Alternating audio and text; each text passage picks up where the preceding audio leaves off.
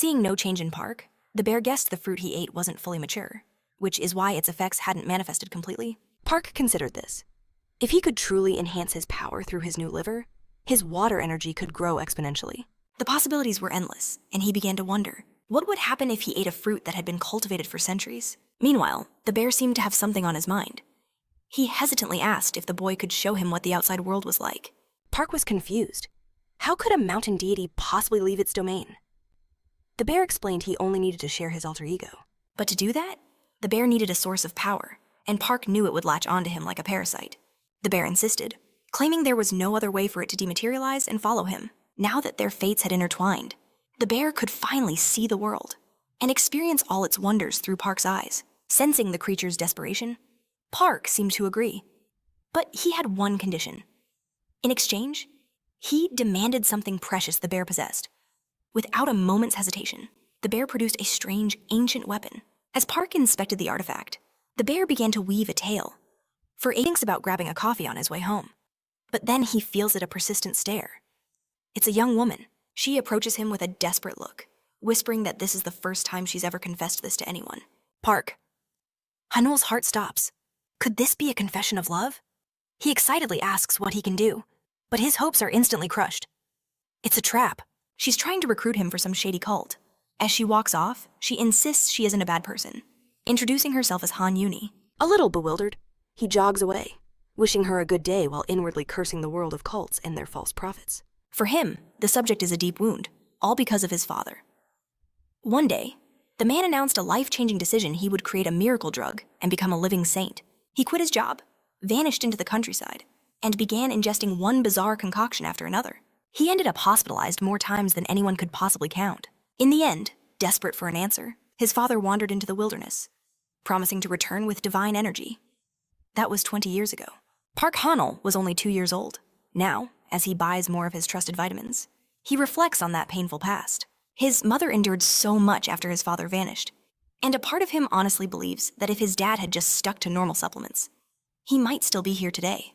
But just as Hanul steps out of the store, he feels a strange pressure in the air, and then he sees it.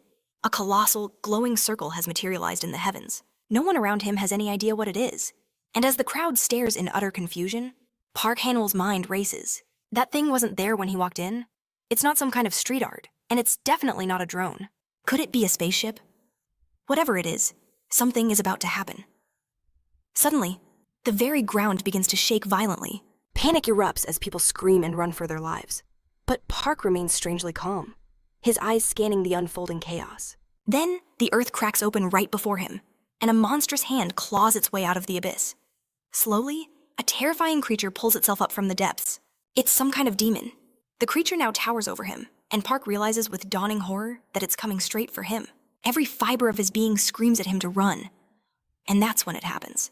Something deep inside him shifts. His heart hammers against his ribs, faster and harder than ever before. Suddenly, a strange message flashes into existence before his eyes, activating nutrient reserves. Even the demon seems to flinch as the voice rings out again. Energy has been supplied, enhancing physical functions. In the blink of an eye, Park's senses sharpen to an impossible degree. The world slows to a crawl. The monster lunges, but to Park, the attack seems sluggish. He dodges it with unbelievable ease.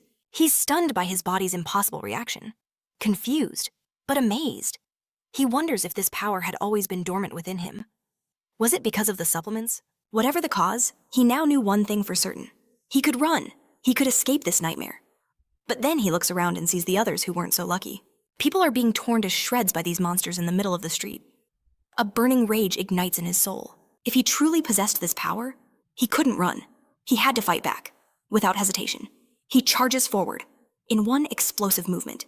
He kicks the demon so hard it's launched clear off the ground. Both he and the demon scramble for a nearby pipe, but Park is faster. Without a second thought, he brings it crashing down on the creature's head. It wasn't nearly as tough as it looked, but there's no time to celebrate. More demons swarm toward him, but now, Park is in the zone. He moves like a whirlwind, taking them down one after another with brutal precision and power. In mere seconds, the street is littered with demon corpses. Breathing heavily, he looks up, only to freeze in place. Standing before him is a giant demon, far larger and more menacing than any of the others, and its hateful eyes are locked right onto him. Seeing the carnage he's caused, Still running on pure adrenaline, Park considers the possibility. Maybe this one is just as weak. But before he can act, the creature charges. In a split second, a spray of crimson paints the air. Elsewhere in the city, the chaos rages on. People are still fighting for their very lives. One man nervously asks what happens if the demons find them. Another, terrified, screams that they need to barricade the door immediately. But before they can move, a body smashes through the entrance of the store, sending them both flying. They look up in terror. A towering demon stands in the doorway. One of the men collapses to his knees, begging for his life, crying out for anyone at all, to save him. In that same moment, somewhere far away, a lone figure takes a drag from a cigarette. A system notification rings out. Elixir consumed. Out of nowhere, our protagonist explodes forward, a devastating kick sending the demon sailing through the air. He lands in a battle-ready stance, adrenaline surging through his veins. Park smirks, prepared for more. "Let's start round 2, he declares, lunging forward to slam a fist directly into the demon's face. A storm of fists rained down upon the beast, giving it no quarter, no space to breathe. But the creature retaliated, leaping at him. Park evades the attack with impossible ease. "I'm still overflowing with power," he roars, driving another punch into the monster's jaw. He grabs its head, smashing it brutally into the asphalt. The demon collapses, and for a fleeting moment, Park can finally breathe. He wonders aloud if the cigarettes are giving him some kind of hidden buff, his thoughts turning to his mother's safety. But just as relief begins to set in, the demon rises once more. With a terrifying roar, it seizes Park by the head and slams him violently to the ground. He groans, his consciousness fading. But with sheer willpower alone, he catches the demon's descending fist, summoning his final ounce of strength. He drives his fist deep into its stomach. This time, the beast falls for good, utterly exhausted. Park crumples to the pavement, his energy completely spent. He's paralyzed. But even then, he sees the chaos still raging around him. The other civilians, they weren't able to escape. He tries to force himself up, but his body refuses to obey. He's completely out of stamina. Where did these monsters come from? Why were they targeting innocent people? Desperation claws at his heart as he silently begs for it to end. But right before him, another demon captures a helpless man, and Park can only watch in horror. The nightmare was far from over. But then, a figure appeared, floating in midair, clutching a paper talisman. The stranger begins to chant. A powerful spell erupts, and in a flash of light, several demons are obliterated. Park watches in utter disbelief. Who? What was that? Are they even human? The figure, a young woman, lands near him, her expression impressed. To slay a demon of that level with no formal training, she says, her eyes filled with curiosity. How did you do it? Just who are you, Park, still reeling from the shock, remains silent. She moves closer. I need to confirm something. Give me your hand. Lost in confusion, Park hesitates. But before he can react, a strange force pulls his hand towards hers. As she examines it, her entire demeanor changes in an instant. What she saw was an anomaly. Not divine, not demonic, not even human. It was something irregular, unbelievable. A flicker of sadness and determination crosses her face. It was a tragedy that he was chosen for this fate, but a power like that could never be left unchecked. She raises her hand to cast another spell. But before she can, Park offers her a completely sincere thank you. If you hadn't come, he explains, I would have been dead for sure. I don't know how to possibly repay you. Her hand freezes midair. She studies the boy's earnest, polite face and thinks what a waste it would be for such a pure heart to be lost. In that moment, she made her choice. Wordlessly, she flicks a pill into his mouth. He swallows it on instinct, then immediately gags. What was that? It's so bitter, he chokes out. She replies with cold calm. It's a medicine. It will seal your energy core. It's normally reserved for uncontrollable demons, she explains. But for him, it's the only path to survival. His power, his irregularity, would eventually consume him and everyone he cared about. You may suffer, she says, but it is for the greater good. And with that, she whispers a plea for him not to hate her. If destiny wills it, we may meet again. Without another word, not even her name, the mysterious girl turns and vanishes into the chaos. Park collapses, his mind reeling. He stares blankly at the sky. Why that pill? What did she mean? Irregular. Could it be connected to his bizarre new attribute? With a bitter curse, he forces himself to stand. Without this power, he'd be dead already. He would not let anyone take it from him. Wasting no time, he stumbles into a nearby store. He grabs a supplement, downs it in one go, and a system notification confirms drug consumed. From that day on, Park made a vow. If this power was his, he would use it to survive, no matter what. Sometime later, we find him back at home, surrounded by a mountain of various supplements. Even a simple hangover cure boosts his energy. But his thoughts drift back to the girl. The word disaster echoes in his mind. That pill, it had to be affecting him, but there's no time to dwell on it. He grabs his essentials. His only goal now is to get to his mother. Just then, his phone vibrates with an emergency alert. A government warning monsters are appearing nationwide. The message instructs all citizens to download a new emergency app. He opens the app store and squints at the screen. Special precautions number 24. Wow, he mutters with a scowl. They really just threw this together. The design is awful. Regardless, he installs it. Once downloaded, he scans his ID and the app responds instantly. Authentication complete. Redirecting. Suddenly, strange symbols flood his vision, swirling all around him. What the hell? Park mutters, trying to make sense of it all. Then, the system's voice rings out. Spiritual physique detected, commencing full body analysis. Park flinches. It's just as the girl said. This has to be that irregularity she mentioned. And now, it was finally surfacing. Without warning, agony shoots through his entire body. Why now? Of course. It had to be that damned medicine kicking in. He desperately chugs another supplement to fight the pain. And almost instantly, the torment subsides. But the analysis is far from over. The system flashes a new message. Analysis complete. Detected substance blue void. Attribute trees. Park just stares. Blue void. And trees, what kind of power had he been born with? The chance of obtaining that material was impossibly rare. A substance known as bluish fuel. They called it that because it acted like a condensed elixir, holding the very life force of the entire Earth. Meanwhile, Park was still waiting for the system's response. He now realized the energy of the blue matter was an ingredient in the medicine he'd taken, and since the hangover drink he consumed cured the medicine's poisonous side effects, only the pure energy of the blue matter remained in his body. And so, something truly extraordinary began to happen to Park's body. Desperate, our main character feels his body burning up. He thinks it's best to just wait for his fever to go down. But a deep restlessness takes hold, as he wonders if there's any way to feel more comfortable. Then, an idea strikes him. He should try meditating, but not like those flashy poses you see in martial arts movies. Besides, this position felt surprisingly comfortable. He decided he would stay like this until his fever finally broke. Park scoffs, convinced he has a completely regular physique, complaining about his mundane body. But the system declares his body is mundane, yet full of tree energy. So that's why she gave him that medicine? Because he was an irregular. He wondered what that meant, this tree energy. Moreover, it seemed the effects of the poison had completely vanished. Did the ingredients somehow change during the analysis? Either way, it was a massive relief. If the analysis had shown he was a true irregular, he could have been killed. But then, a system window of a different color appears. From it, a man emerges, greeting every citizen of Korea. He declares that everything he is about to say is the absolute truth. 10,000 years ago, the world was a much more spectacular place than it is now. Beings we call monsters roamed the earth, while invaders from other worlds crossed galaxies to reach our planet. In those days, humans were hunted and discarded. But from that chaos, a chosen few were granted spiritual physiques, a special power they never possessed before. This newfound power gave humans a lifespan that could match the monsters. Thus, it signaled the dawn of a new world, where anyone could wield great power. These people came to be known as monks, and to close the gates to the heavens.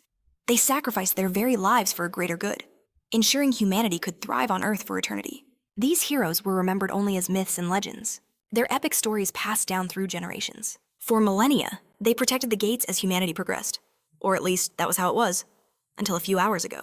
All chosen monks will now be patrolling their designated areas to protect the safety of all humanity. And furthermore, their abilities have been tested, giving them the right to enforce the law when necessary. Meanwhile, Park was still analyzing the system's message, wondering if this was what it meant by finding skills that suited his aptitudes. At that moment, countless other screens appeared in his vision. He wondered if everything around him were skills. He realized that had to be the case, because they corresponded to the very points where he could feel heat emanating from his body. And in the image displayed, the main character was in the exact same position. After training systematically for a period of time, he could learn to emanate heat from at least one of these three places. And once all three locations started to heat up, he was to begin training the ground path. Until yesterday, he didn't believe in religion or anything of the sort. But now, he was about to practice a sacred breathing technique. The moment he starts to meditate, he's shocked. It was much easier than he thought. He knew that even with a spiritual body, it should take time to feel the energy gathering in the three cores. For some, that journey could take months or even years. It all depended on their innate talent. With enough training, One can reach a state of emptiness, a deep unconsciousness, totally separate from their surroundings. And with that, Park took his very first step toward becoming a monk. He blinks awake, only to find himself entangled in vines. How long had he been out? What was happening? He reaches for his phone. But the screen is dead, useless. He needed to find a clock, anything to tell him the time. But the date on a nearby clock stops his heart. June 22nd. An entire 100 days had vanished while he meditated. Sometime later, after a much-needed shower, relief washes over him. The water was still running, but something felt off. His wounds were completely healed, and he wasn't even hungry. He hadn't withered away. In fact, he felt stronger than ever before. Grabbing his phone, now miraculously charging, a thought strikes him. The news. But a chilling memory surfaces. He'd seen a massive dome sealing off the entire area, and through gaping holes in the barrier, monsters poured out. This place, it was a high-level danger zone. Just then, the ground trembles again. Another earthquake. No, this was something far worse. A horrifying silhouette stalked across the landscape. Panic seized him. What was that thing demonic creatures swarmed the buildings below? He had to get out of here. Now, but his phone was useless. No signal. He couldn't call for help. He had survived 100 days in a trance using a breathing technique, only to wake up in hell. Suddenly, a holographic window flickered to life before him. "Welcome, Park," it read. "Network connection failed. Some features may be limited. A system." Here was there anything he could actually use? The only accessible tab was his profile. And something intriguing. He had 2 available charm copies. A notification popped up. 3 usable charms were available. Higher level charms are awarded based on rank and title. The first skill was Soft Steps, a special 9th rank magic. That's it, he thought. Seems too simple. But as he stood there, he felt absolutely no different. He decided to test it with a single, small step, and instantly slammed face first into the wall. The contracted magic was no joke. What else could he do? The next skills were revealed. One increased his carrying capacity. The other could summon a tornado of light. A tornado of light. Should he use it on the roof? But the light would be a beacon, drawing every monster in the area straight to him. He remembered the breathing technique he'd copied. He had to inspect it closer. The system explained its training was ranked from 1 to 10 stars. Reaching the 5th star would unlock powerful nature techniques. Park's eyes widened. He could actually raise the levels. But his excitement turned to dust. 10 years to raise a single star, that meant he'd need 70 years just to use the first technique. Still, he had to know his starting point. He would check his current star level first. The method was simple: channel his energy into his hands, and count the energy rings that appeared on his left. He took a deep breath and focused, pushing the energy into his palms. The number of rings would reveal his power, but what he saw left him speechless. Just then, a guttural roar shattered the silence. A monster charged straight for him, and he needed a weapon. Fast. In a flash, a monstrous tiger crashed through the door. Its claws tore into his shoulder, a searing pain exploding through him. He recalled a legendary technique from ancient China, the absorption method, a skill that could steal the very life force from a beast. He desperately selected a similar ability from his system. Unbelievably, a 6th level art activated in his hands, and with a final desperate move, he struck down the beast. A verdant green aura enveloped his body. He had only survived by a miracle. That single thought was his last. As he collapsed to the floor, the system chimed in. New muscle tissue formed. Blood has stabilized. Red blood cell production has drastically increased. A faint green light began to glow from within the main character's eye. Looking down at his hands, Park felt it. An immense, overwhelming energy was surging through his veins. It had to be from the monster. When he absorbed its energy, his own depleted nutrients must have been replenished. This was perfect. With this much power, he should be able to withstand the backlash from using the tornado of light. His eyes drifted to the monster's corpse, and he saw something impossible. Strange plants were sprouting from its flesh. They might be useful. While moving, he discovered he could only use one of the strange sprouts at a time. A new strategy began to form in his mind. If he could absorb a monster's energy before landing the final blow, he could achieve something far greater. But he quickly dismissed the idea. It was too risky. For now, his only goal was simple: survive until the rescue team arrives. He analyzed the light tornado ability. He knew it would be his only way out. But just then, another beast charged forward with no time to rest. He unleashed the technique again, his fist crashing into the monster's hide. He had to get up, and fast. His light tornado was his only beacon for rescue. But it was a never-ending tide of monsters, again and again. He fought them back in a relentless, bloody battle. Yet for every one he struck down, another took its place. The horde was endless. After what felt like an eternity, he reached the rooftop. But what he saw shattered his last bit of hope. A colossal monster loomed over him. This had to be a nightmare. He was losing his mind. And just then, another beast lunged from the shadows behind him. But in that moment of despair, Park made his choice. It was all or nothing. He charged the giant, unleashing his light tornado with everything he had. Suddenly, a voice echoed from the heavens. "Where are you? Show yourself." Park looked up, seeing a figure soaring through the sky. He immediately sent a signal, a desperate plea for help from below. The man descended, annoyed. "Why are you just standing there? Don't you have a flight talisman or even a jump scroll?" But Park could only admit he just had the 3 he'd found. The man scoffed. "How utterly boring. Extend your hand," he commanded. "What are you doing? Are you deaf?" But Park's eyes were wide with terror. He pointed behind the man. "Look out." In a flash, the man activated a talisman. The monster was obliterated without effort. "Don't make me..." "Repeat myself. Give me your hand." He glared down at Park. "Who are you to trespass in a restricted zone? Do you have a death wish?" Park tried to explain his situation, but was cut off. "It doesn't matter," the man sneered. "I don't need to know." So, our main character could only thank him for the rescue. But as they left the barrier, a cold dread washed over him. His phone was flooded with notifications from his mother. Then it hit him. He'd been trapped in that nightmare for 100 days. A wave of relief washed over him. His family was safe, but so much had happened in that time. He couldn't help but wonder how much the world had changed. Later, inside a secure building, he finally made the call to his mother. "I just wanted to hear your voice." He lied. "It's nothing. I just got a little lost. I found my way back. I'll see you in a few days." The man from before interrupted. "Are you done with your call?" Park nodded, his heart still racing with relief. At least his family seemed to be safe. Suddenly, another man burst into the room, his eyes wide with disbelief. Wondering if the protagonist was truly who he thought he was, the newcomer quickly introduced himself as one of the disciples under the command of the regional unit. But the first man was completely uninterested. He ordered the officer to leave, immediately. "Don't make me say it again." Alone now, the man got straight to the point. "Did you learn Ascendance even before your heavenly gate opened?" The protagonist replied that he had not. The man's eyes narrowed. "Are you worthy of waking my sleeping master?" Park said nothing, coldly assessing the situation. A system window materialized before him. "Can you see that?" the man asked. "Does it say Ascendant? And are there not 9 high ranks in total?" He explained that most awakened are disciples, known as saints, and the mundane rank was considered the peak. But this man had been recognized for his unique qualifications and was deemed an ascendant, directly under his master. In their world, age and ethnicity meant nothing. The one who accumulated the most disciple training was the senior, not necessarily the older one.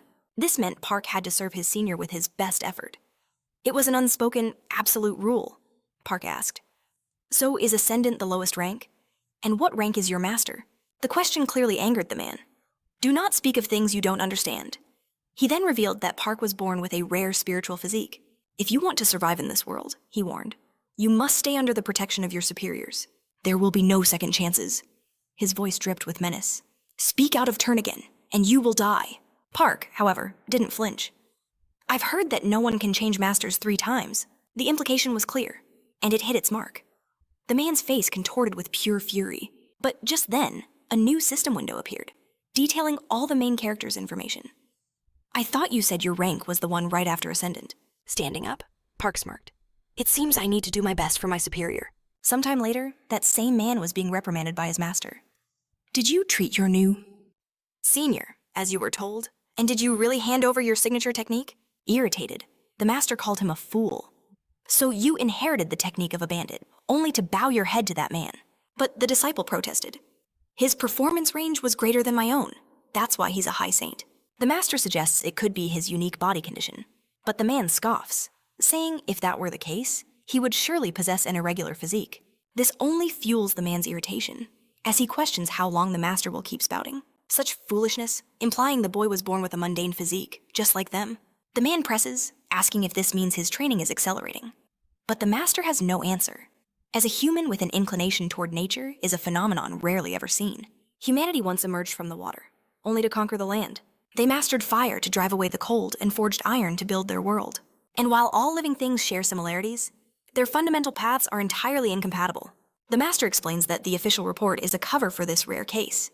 He warns him not to mention the boy's unique method, as a special drug will arrive once his breathing stabilizes. Watching the boy, his Master is utterly fascinated.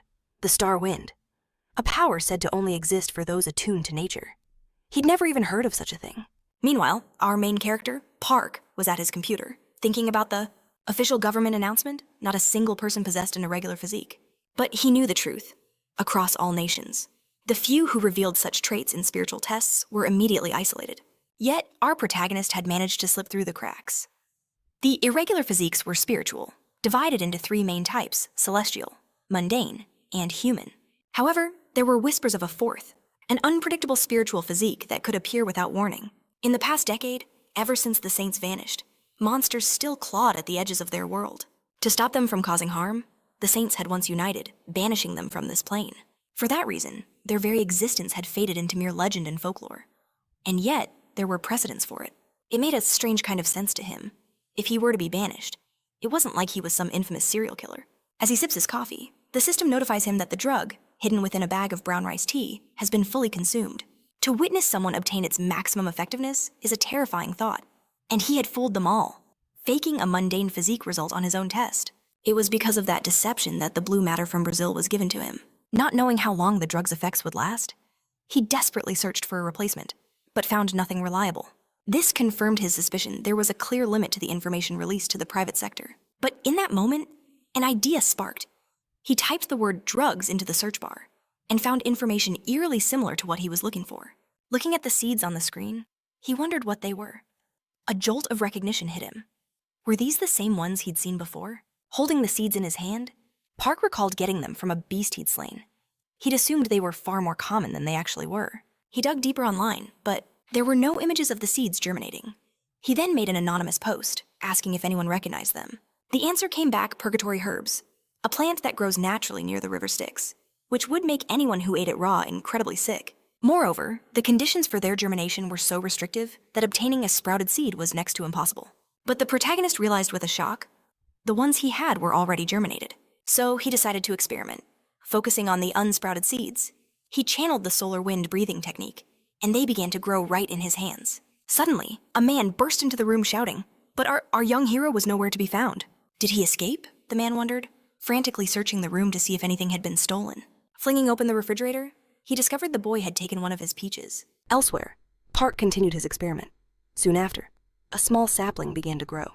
Just 2 hours of breathing, Park said in awe, and it's grown this much.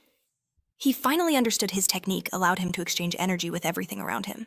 As he suspected, the solar wind technique possessed the power to make plants flourish. If he could continue cultivating herbs like this, he would have no trouble living as an irregular.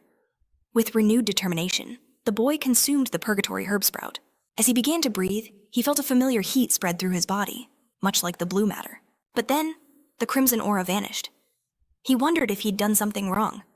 He tried again, but the aura flickered out once more. Park was confused. "I thought it was working," he muttered. "So why is a part of it stuck in my lower abdomen?" He couldn't figure it out. Was it simply because the blue matter from the void was a much higher quality drug? Chewing the sprout, he decided to try again. The red aura returned, but this time, the heat it gave off was completely different. A memory sparked in his mind. An internet post about yin energy. The purgatory herb was pure yin, while the blue matter from the void was pure yang. Parkaniel's eyes widened.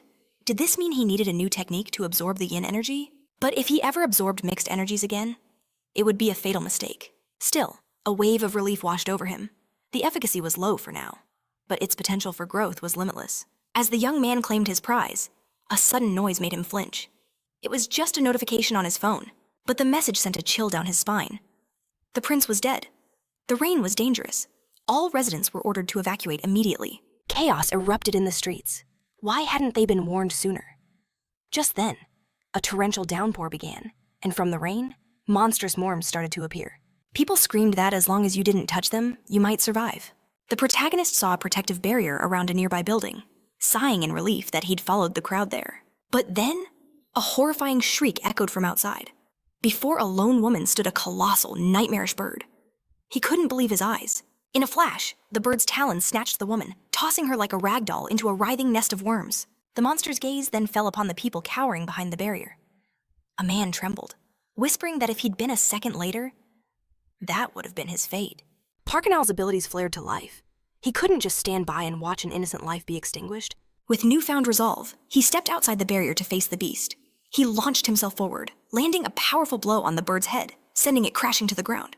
He stared at his fists, shocked. He didn't remember being this strong. Could it be the purgatory herbs he'd eaten?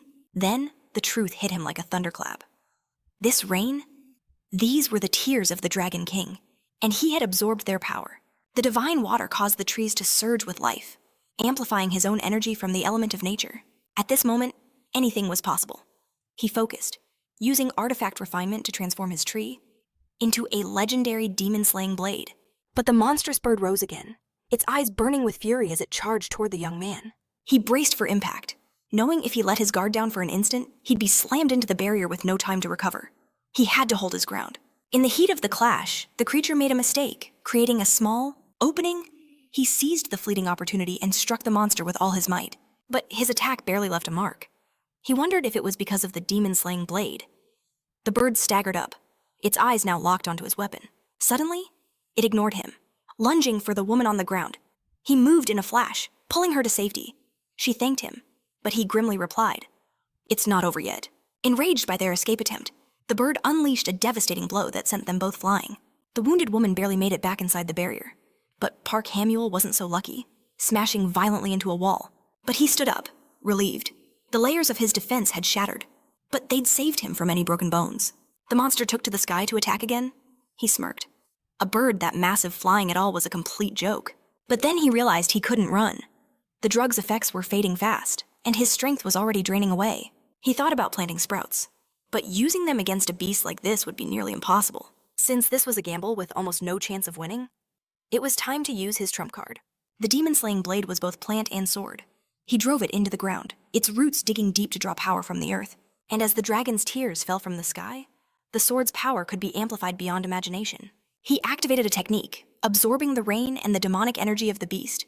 Lightning began to crackle around his sword. Now fully charged, Park Hamuel became a blur of motion, rushing the monster and landing a cataclysmic blow. The monster's head was driven into a building. He seized the moment, and with a final, decisive slash, he cut off its head. The onlookers were speechless. The boy had actually killed that thing. If the bird had killed someone, the authorities would have barely blinked. But this young man, he didn't hesitate for a second to save a stranger. He was like a real superhero. People immediately began recording him. But out of nowhere, the protagonist was struck by a sudden, vicious attack. A man appeared from the shadows. "Do you have any idea what you've done?" he sneered. "You killed the beast that Lady Mishua cherished. Burning you to ashes won't be enough." The video of the hero being attacked went viral instantly, and a wave of criticism began to build. A woman with cold eyes asked, "Is my child dead? And has that man incinerated the insolent wretch who killed my messenger?" Her assistant bowed low. "For now, my lady, the boy has only been detained." "Detained," she hissed. "It seems everyone holds me in contempt, merely keeping that impertinent boy in custody." Her rage exploded. "Send a message to all humans if they do not wish to suffer my wrath. They will make an example of this boy and execute him immediately." But her assistant reports that the main character's actions have already exploded into a trending topic. He warns her to be careful. Dissatisfaction with the new leadership is dangerously high. Yo scoffs that the rules of this world are a joke, but the government's rules are genuinely terrifying. She was certain Verna had a plan to appease her, and the maid confirms a tribute has been prepared, ensuring Mishua's reputation remains flawless. Yoei simply replies that she will wait. A moment later, the downpour stops, and she says the Dragon King has finally eased his sorrow. The idea that transcendent beings were free from worldly desires was nothing but a beautiful lie. Mishua clutches a package, thinking that all that mattered was that she now possessed it, a piece of ancient bark. Its fruit is hailed as the treasure of fantasy, even by the gods, and its flowers bloom only once every 3,000 years. It is a mystical tree from a legendary place, the orchard of the Queen Mother of the West, bearing the peaches of immortality. Yo explains that when the Queen Mother sacrificed herself to seal Heaven's Gate, the orchard vanished. If she can raise a sprout from this bark, her name will eclipse even the Queen Mother's. Meanwhile, Park Hanu is walking the streets, recalling a man's warning. He'd made all the deities look like fools and was ordered to never again do anything to draw attention. The protagonist glances down at his own hand, thinking, even if his sword was taken, he was thrilled with the prize he'd secretly obtained. That night, he had found a block of wood inside the monstrous bird's body. He couldn't fathom why it was embedded in the creature's ankle. But as he held it, he realized the impossible. The wood was alive. Right after that man appeared, our hero secured a single sprout before he was attacked. Now, he wonders if he should even attempt to cultivate it. A year later, news reports detail the government's desperate measures to purify the water. A man on the street complains bitterly about the smell. He shouts that the real problem is the monster, demanding the government deal with the true threat first. A month ago, when celestial energy fell into chaos, a monster took refuge in the Han River, a 1,000-year-old snakehead fish. After crossing from the monster world into the human realm, it grew powerful enough to claim divinity for itself, becoming the sovereign of the Han River. The beast made a terrible declaration: no one could use the river's waters until a human sacrifice was made. A young man watching the report smirks, saying the fish must have the brain of a worm. This was young Giju, a disciple from one of the 8 sacred mountains on the Korean peninsula. Immediately, someone snaps at him to stop making useless comments during the meeting and to conduct himself with proper respect. The speaker was Shin's Soman, the youngest disciple from another of the 8 sacred mountains. But the young man didn't care for this meeting.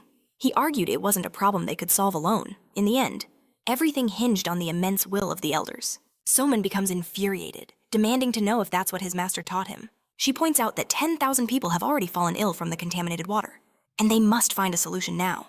Her voice drops to a threatening whisper, questioning how he dared to insult her master. Youngju fires back, asking if she thinks she can kill the sovereign. 4 of the greatest immortal mystics tried and failed. Did she want them all to die at the hands of that fish? The grim reality is, the difficulty in fighting the sovereign lies in its complete mastery of both earth and water techniques. Very few beings have ever mastered 2 elemental techniques to such a degree. Thus, the only way to win is with an immortal who can use earth to force it from the water, or someone with an overwhelming rank in both elements. The young man says he won't stop her suicide mission, but he refuses to take part. Soman's rage boils over, and she shatters the presentation remote in her fist. With that, he leaves to train, remarking that if someone could actually defeat the beast, that would be a solution. Soman walks deep into a forest, carrying the demon-slaying sword. She recalled how, 1 year ago, a certain man had used this weapon to slay Yua's divine bird. Though he was imprisoned and later released, the sword itself was confiscated and secured by the Immortal Society.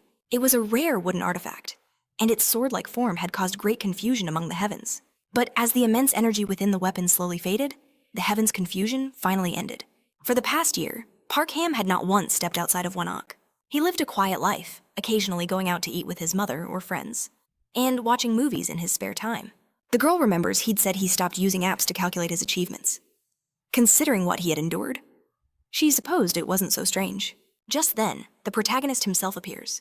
He sees the girl, and without a word, turns down another path. She couldn't lose him now. Young Jayu pushed herself to the limit, a talisman flaring with power.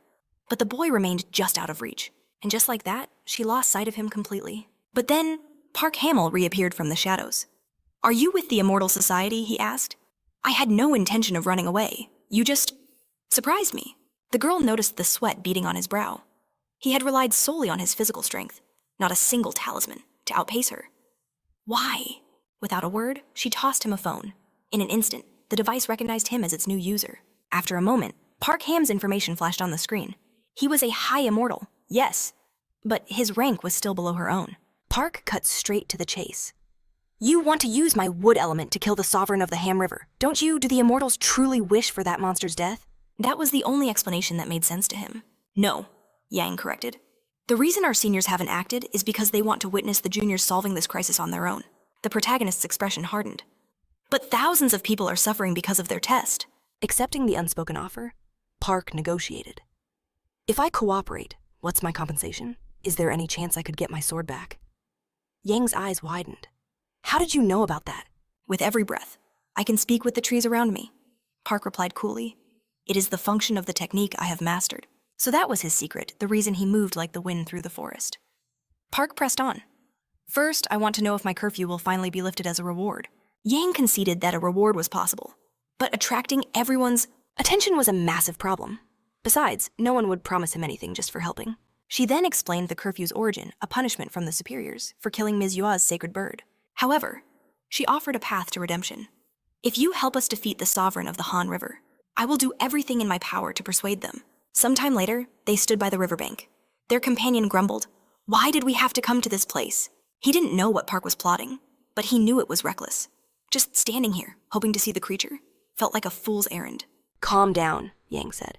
"Everything we're doing is because of the sovereign of the Han River." She watched the main character, wondering what he could possibly do. He pulled an album from his backpack, his expression one of sheer disgust. He had prepared this for this very moment, but he never dreamed he would have to use it so soon. Be careful. It's dangerous to get any closer, the woman warned. But she was stunned into silence by what the boy did next. Haven't you seen this before? Park asked casually. I used to generate plants like this in my elementary school class. This plant was exceptional at purifying water quality. He was halfway done when suddenly, a colossal creature erupted from the depths. The protagonist gripped his sword, a feral grin spreading across his face. Time to go fishing. A thunderous roar echoed across the water. The creature declared, I am the god of this river. I will not be tamed by the likes of you. It lunged, but the protagonist dodged the devastating attack by a razor-thin margin.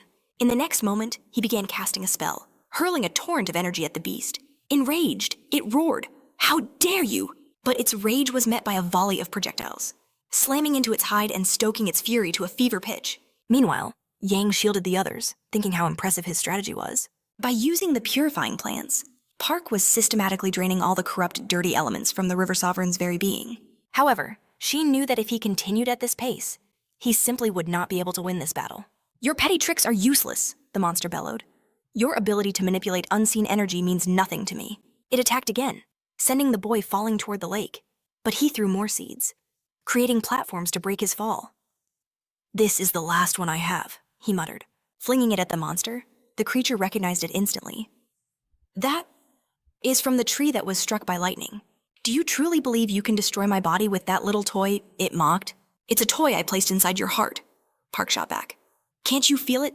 And with a final word, we'll meet again. He dove into the water. Beneath the surface, he began to cast his spell. This is a thunderbolt and lightning dart, a technique I created myself. I can't just let you leave. Electricity began to arc through the entire area, converging on the creature in a brilliant flash. A massive explosion engulfed the lake, and in its aftermath, the monstrous sovereign was finally defeated.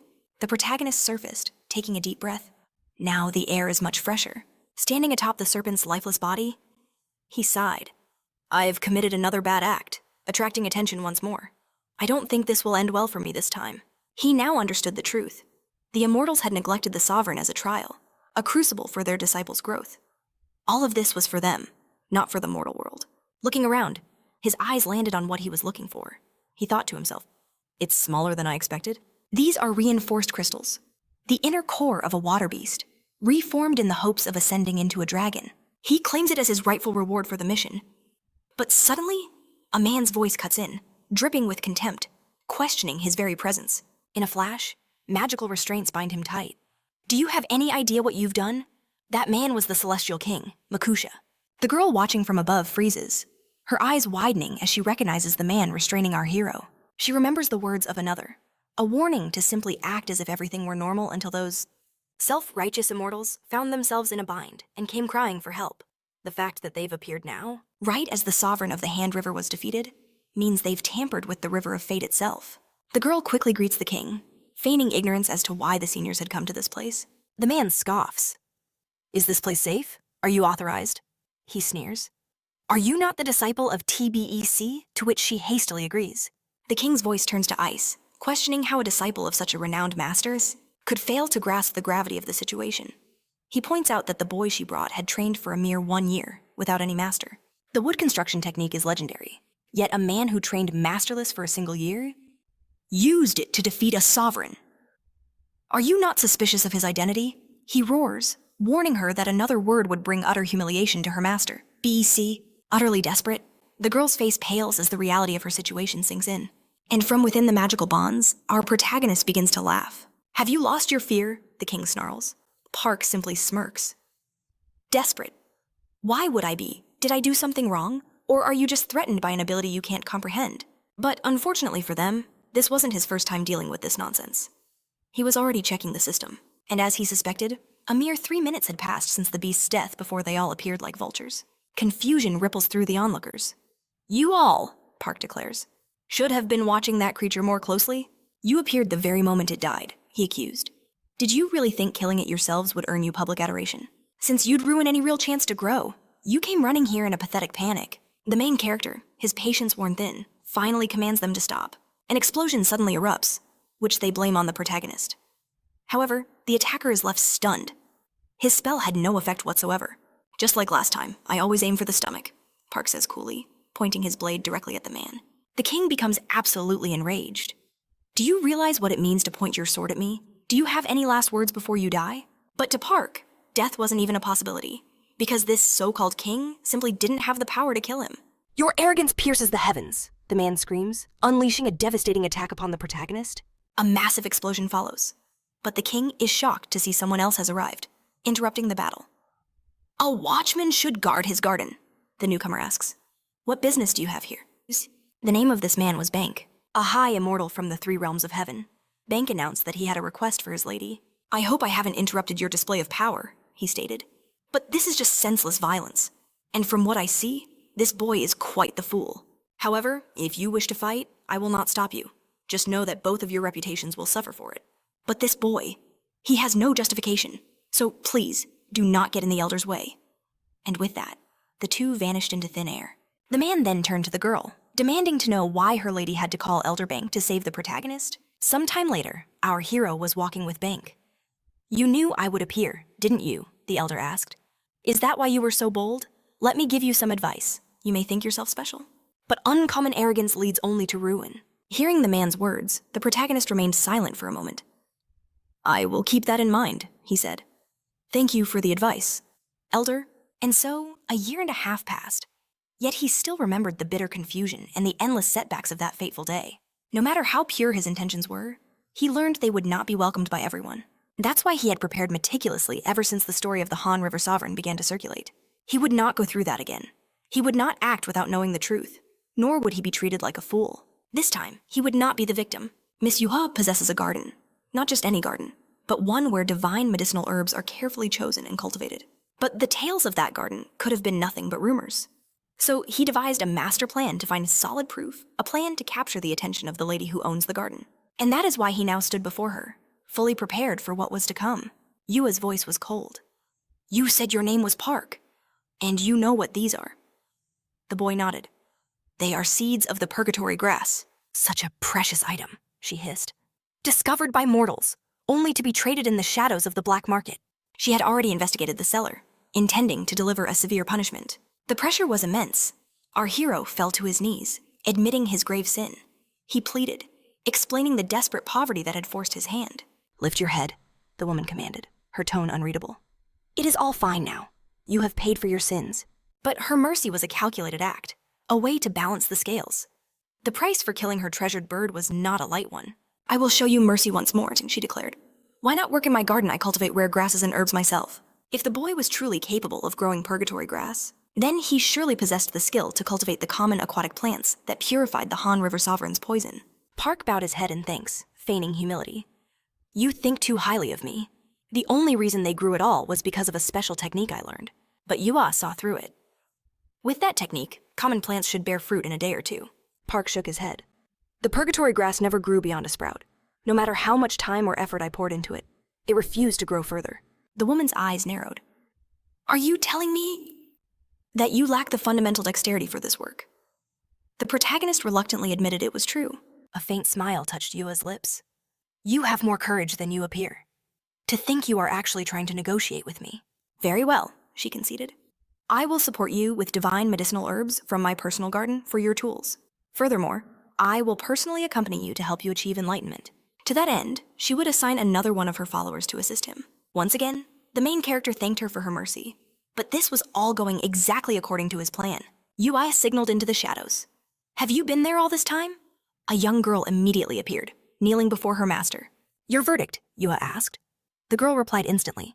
Master, he is highly suspicious. His cordial demeanor feels like a mask for a hidden plot. And I've heard the rumors. He's the one who killed your bird and defeated the Han River Sovereign. The boy had no experience, yet to achieve such feats could only mean he was either a once-in-a-generation genius or a complete and utter fool. You knew he was scheming from the start, didn't you, Master? And yet you still accepted him. That was precisely why her master had ordered her to keep a close watch on him. But the woman dismissed her concerns. Do not worry. For now, we will let him manage the sixth garden. Even if he harbors ill intentions, he won't be able to take a single seed from my domain.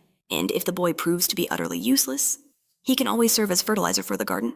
The girl mused that their alliance was only due to the Peninsula Peach. Still, there was something about Lady Yua she could never bring herself to like. Even so, she hoped the protagonist would prove his worth. Meanwhile, Park walked the streets, calculating.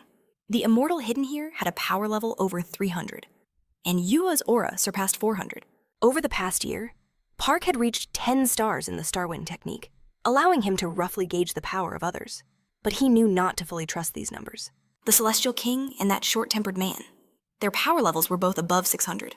Beck also possessed a power level exceeding 400. And the protagonist himself, a mere 45. He reflected on how he had mastered the theories of the Starwind techniques over the year. But it was all just knowledge. He still had a long, arduous road ahead. Arriving at his destination, he thought, I'm finally here. Before him stood a sacred tree, radiating a divine, ethereal glow. Today, he whispered, I brought you a gift, the lingering sentiment from the sovereign of the Han River. Since I'm giving you something so precious, it's only fair I receive something in return. Later, while meditating before the tree, he was jolted awake. The scent of the peaches, it was intoxicating. He had managed to increase his attack power just by sitting in its presence. The breathing peach had been cultivating its form for the entire past year, but only in the last week had its flowers finally bloomed and borne fruit. Even now, they were still small and unripe. Yet, as they grew and matured, he knew he could at least taste a small piece now. Just then, a voice echoed in his mind. Do not be so hasty. Park's eyes shot to the side in disbelief. A small bear was speaking to him. And who might you be? Park asked cautiously. The bear replied. The elder gave me the name Guanaki. Park's mind raced. Are you the mountain god, Guanascan? So, after the gates of heaven opened, the deities truly began to reveal themselves. And this one in particular had suffered a very cruel twist of fate. Centuries ago, when Hungwang became the capital, geomancers decreed that the fierce fire energy of Mount Guanascan had to be contained. They countered it with water energy, using a mythical unicorn lion statue and carving out the Great Blue Lagoon. But their efforts constantly stirred the mountain's power, a toll that had diminished this great bear to a fraction of his true size. Park realized that despite training in this sacred place for over a year, he'd never once encountered its guardian. Their paths had only just now crossed. The bear explained that he saw no reason to interfere with a simple devotee focused on his training. Park's eyes darted to the peach. Was that the bear's true goal? The tree warped the very space around it, making its barrier impenetrable. He asked the great bear to wait, saying he just needed a bite. But the guardian warned him against it, questioning if he hadn't heard a word he'd said. Such an act would be utter recklessness. The tree's entire life force was concentrated within that single fruit. If he took it now, the divine protection would vanish completely. And what would he do when those who watched over this tree finally came to claim it? Park shot back, asking if the bear was a thief. The guardian scoffed. Do I look like a common thief? But I am not the only one. Sooner or later, others would sense this place's power. In fact, right now, a powerful presence was waiting just over the hill. Waiting for him. Looking up, Park saw the colossal barrier, sensing an overwhelming tide of Yi energy crashing against it. The bear pointed a claw skyward. I have already warned you. To assault the barrier with such ferocity meant their determination to get to him was absolute. Or maybe they were after the peach of immortality from the legendary tree, Park wondered. Could it be the same peach from the journey to the west, the one the Monkey King ate? The bear dismissed the thought. Forget such tales. The grim reality was that one of the land's top Taoists was after him, a master of fire techniques. And with his training, the boy could now perceive the tree's true form. A mere mortal body could never withstand the power of an immortality peach. But the bear was different. He demanded the fruit, promising that only then would he regain enough spiritual power to protect both Park and the tree from the intruder. However, with a quick apology, Park took a bite, leaving the guardian completely stunned. Who was this insane human boy? This was the legendary peach that had transformed the Monkey King into an unrivaled warrior. What on earth would happen to the protagonist now? Just then, the system's voice echoed in his mind. Divine fruit has been consumed. Park immediately sat to meditate. The bear anxiously asked how he felt, if any changes were coursing through his body. The young man replied that the peach was simply sweet and fresh. The bear was speechless, calling him a complete and utter fool. Park just thought the guardian was getting overly excited. But no matter which breathing art he used, he couldn't control the searing heat now rampaging through his meridians. Yet, it wasn't like the painful heat from before. This sensation was gentle. The bear explained that it takes 3,000 years to grow a low-grade fruit. One that ripened in a year had to be of the absolute lowest quality. Park admitted he was struggling and asked for help. But the bear replied that even if he wanted to, he no longer had the power to do anything. Just then, the protagonist flicked the peach seed, bouncing it right off the bear's forehead, leaving the creature seething with irritation. But a moment later, the bear's eyes widened in disbelief as he recognized what it was. This is a purgatory seed. You're giving something this precious to me. The protagonist then held out a handful of the seeds, saying it was all he had. He asked if this would be enough to restore the bear's power, to which the creature quickly replied it would be an easy feat. So, Park asked, what should he do now? The bear's strange reply was that he should start selling caves. The protagonist was left utterly baffled by the words. The guardian explained that 3 mere sprouts of purgatory grass wouldn't be enough to fully restore his divine power. The boy asked if there was another way. The bear countered, asking if he had any other tricks up his sleeve. Park mentioned he could check his system, revealing that it had a unique function. Looking at the interface, the bear identified it as a map of the area. Meanwhile, Park knew he had to face the approaching enemy himself. The bear asked if Park truly intended to fight. The protagonist's resolve was firm. He confirmed it, saying that if he stood by and did nothing, his tree would be stolen. The bear knew the boy would lose with his current power. It was certain. So why, he wondered, did the young man look so calm? In that instant, Park dashed toward the enemy. The man sneered, thinking his target had finally come out of hiding. Seconds later, Park stood before him, his aura calm and ready for battle. Sensing the potent energy, the man sneered. Are you a disciple of the Celestial King? Did your master order you to drag him back? The young man quickly confirmed his words. That's right, he even granted me this treasure. The 9-tailed fox fan. The bear gasped in disbelief. The 9-tailed fox fan. That legendary artifact hasn't been seen in over 300 years. To think a treasure forged from the tail of a mythical fox actually exists. A tail so rare, so sacred. It remains pristine. The phantom energy it holds must be unimaginable. The man smirked, confirming. Indeed, this fan is the real deal. But Park cut in, his voice laced with ice. Even if it belongs to the Celestial King, are you insane enough to unleash it in a place teeming with people? The man laughed mockingly. Can't you feel it? This entire area is sealed. No matter what technique you use, no matter how loud you scream, no one is escaping. The bear suddenly interjected, trying to warn Park. His strange energy, it comes from the treasure he wields. It contains the combined power of the 4 celestial beasts. Why must you always interrupt? The man growled, his irritation boiling over. But it was clear Park had no idea what they were talking about. His rage finally exploding. The man snarled. Even this worthless creature dares to interfere. Forget the fish. I'll just take your life instead. Watching the explosive scene unfold, Park calmly analyzed the situation. He estimated his opponent's power had skyrocketed, reaching nearly 105 times his base level, thanks to that sacred item. It was like a cheat item from some fantasy game, bought with real money. The moment he arrived, his energy enveloped the mountain, suppressing everyone's abilities. But Park wasn't convinced he was truly gathering power. It felt artificial. Realizing the trick, our hero activated one of his own skills. Wind distribution. He was secretly reclaiming the very energy his foe thought he was stealing. In a flash, the man unleashed a devastating attack, but Park simply shattered it with a single, effortless motion. The bear was completely stunned. He stared, speechless, wondering if such a martial arts technique was even real. Seeing no change in Park, the bear guessed the fruit he ate wasn't fully mature, which is why its effects hadn't manifested completely. Park considered this. If he could truly enhance his power through his new liver, his water energy could grow exponentially.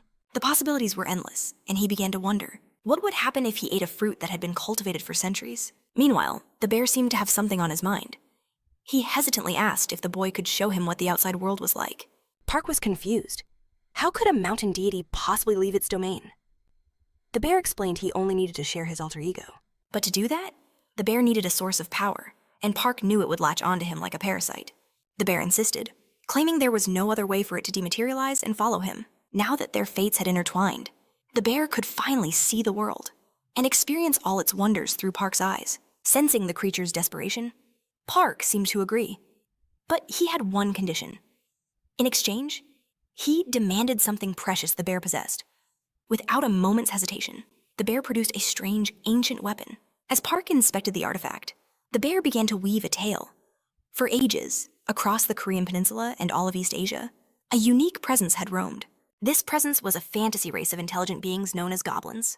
They didn't just have incredible raw abilities, they possessed a spiritual physique that set them apart. Their power was legendary, channeled through exclusive weapons that amplified their very essence. The legendary goblin helmet and club. As Park weighed the club in his hand, he questioned if he could even use it. He recalled a passage from a book, saying only the original owner could wield such a weapon. The bear confirmed this was true. However, it was also a treasure of immense value, something a goblin would trade almost anything for. The helmet and club were unique artifacts, impossible to craft a second time. To lose one meant losing half of your entire strength. Park smirked. The fact that the bear still possessed it meant it had no clue who the original owner was. Based on that, this deal didn't sound so bad after all. With the club now in his possession, Park agreed to their partnership, much to the bear's delight. Now, he declared, their first mission was to serve the Lady of the Garden. But first, they would collect the special items from the unconscious bodies scattered around them. Meanwhile, on the world stage, a storm was brewing. With the Hibuji 22 summit scheduled for the 31st of the month, governments were arranging secret meetings with high-ranking state leaders. One man whispered that the summit's true purpose was connected to something called the Tower of Marbling. But Park corrected him instantly. It wasn't marbling. It was Babel, the Tower of Babel, an impossible structure built by ancient humans in a desperate attempt to reach the heavens. While the myth was slightly different, the Tower of Babel had truly existed before the gates of heaven slammed shut. And in this new dynasty of immortals, it was about to be rebuilt according to Babylon's original design. But if this project succeeded, if the tower was truly rebuilt, it could throw the world's languages into utter chaos. Of course, such a change would have its benefits, but the consequences would be catastrophic. Entire industries, built on the foundations of translation, would crumble overnight. Park scoffed internally. This was just another grand, global story that had nothing to do with him. He had his own path to walk. In that very instant, disaster struck. The screech of tires, the crash of metal. Park shot up, wondering what just happened, only to be stunned by the sight before him. That girl from before stood defiantly in front of the wreckage, ordering him to get out of the car. She introduced herself as Jack Shang, stating she'd been asked to assist him for now. But she gave him a chilling warning involve her in any foolishness, and he would live to regret it. The boy simply promised he would be careful not to cross that line. A moment later, the bear, now a cute charm on his phone case, muttered the girl's name. It whispered that the main character was in for a very rough ride. Park asked if the bear knew her. The bear replied that it knew of her, just a little. Then, with a mischievous tone, the bear asked if Park wanted to know her greatest weakness. It explained that the fierce warrior simply adored handsome men, a revelation that left Park utterly speechless. Long ago on Jigu Island, there lived Mong Dorian, the son of a deity known as Moon, a being famed for his breathtaking beauty. Jax Yangbi, by contrast, was just an ordinary girl. But one day, she stumbled upon the celestial being while he was bathing. The shock of the sight was so profound that it awakened her own spiritual physique. Even with the gates of heaven closed, back in the present, Park couldn't wrap his head around such a ridiculous story. It just seemed impossible. The bear explained that sometimes a great shock to both mind and body can trigger a person's awakening. These rare individuals become chosen, nurtured by deities from within the human world. Since Jack Shangbi now shared the same celestial physique as the Moon family, the other man had acknowledged her. And from that moment, she began to pursue him relentlessly. But it was clear that Moon, the celestial deity, did not recognize this mortal girl who lacked a proper patron. Enraged by his dismissal, the girl questioned why she wasn't worthy of his acknowledgement. And in that moment, she made a vow to give him every reason to finally see her. In less than 100 years, Jaxiang-bi conquered the entirety of Jigu Island. She became a legend, known as the chosen flower, destined to reach the heavens and sweep across the world. After forging her own dynasty, she formally proposed marriage to Moon. But her own father, terrified of his daughter's overwhelming power, conspired to banish her from the world. As she prepared for her wedding, dreaming of a future filled with happiness, she was betrayed. On the very day she was to be married, a cruel plot was set in motion against her. They weren't just murderers, they were assassins, sent for the life of a single unfortunate soul. A beautiful fury unleashed, she annihilated all who plotted against her. Not even the deadly Suraflower of extinction technique could grant them escape from her wrath. And so, the legend was born, of the great battle that nearly dragged the island itself into the abyss. Yet, in the end, she alone bore the true loss. For on that day, she was betrayed by the one she loved. Sensing her power, ambitious regents schemed to control her. They sent handsome youths, chasing whispers of her tastes, but each one met a swift, cold death. The bear chuckled, asking Park if he wasn't a bit relieved.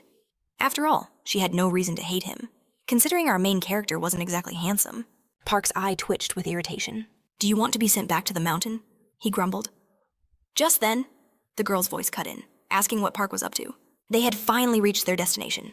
Ascending the grand staircase, Park offered a quick apology for his earlier outburst. The warden explained the castle's layout. 6 gardens, numbered 1 through 6. Among them, the only place Park was permitted to stay was the 6th garden. Park figured the 6th garden must be the worst of them all. He certainly didn't expect access to precious medicinal herbs from the start. But even with low expectations, the sight that greeted him was a shock. He couldn't believe his eyes. There were 2 suns in this place. He demanded to know why such a place was so desolate. The warden's answer was cryptic. Each gate, she explained, led to a different space-time, a whole other realm within their world. From this moment on, our main character would be the lord of this domain, responsible for cultivating its crops. Park asked about the previous lord of this land, but the girl just scoffed. Did you really think there was one? The place had been sealed for 100 years, ever since its last master perished. The young man's mind raced. As the world changed and the mortal population boomed, the value of rare herbs had skyrocketed. The girl noted that just because he was stationed here didn't mean he wouldn't be compensated handsomely. Once the harvest arrived, he stood to make a fortune, especially since there were no other gardeners to share the profits with. With a curt farewell, she departed. Suddenly, Park's phone buzzed to life, slipping from his grasp and clattering to the ground. As a result, his phone's wallpaper flashed into view. In that instant, the bear's earlier taunts echoed in Park's mind. He quickly muttered that he held the utmost respect for the girl. A short time later, Park's eyes fluttered open. Meanwhile, the bear was mid-chew on something, remarking that Park was finally awake. It noted that the boy had been unconscious for nearly 2 hours. Park asked what happened, and the bear simply replied, "That was a clean hit." It was the first time the bear had ever seen someone execute such a powerful move without using a single technique. Even though this 6th garden was the worst of the bunch, only carefully selected seeds were cultivated here. The bear advised Park to take full advantage of this. Park remembered the girl's words. She would be observing him until the next harvest. If he could prove his skills, perhaps he could request permission to grow more valuable plants, like the peaches he'd tasted before, or maybe something even rarer. He had made his decision. He would use the 6th garden as his foundation to grow even stronger. That way, he would never allow anyone to touch this place or harm his new family in this chaotic world of mortals. But to achieve that dream, he first had to do something about the wasteland laid out before him. Looking around, he saw the place was in a state of complete ruin.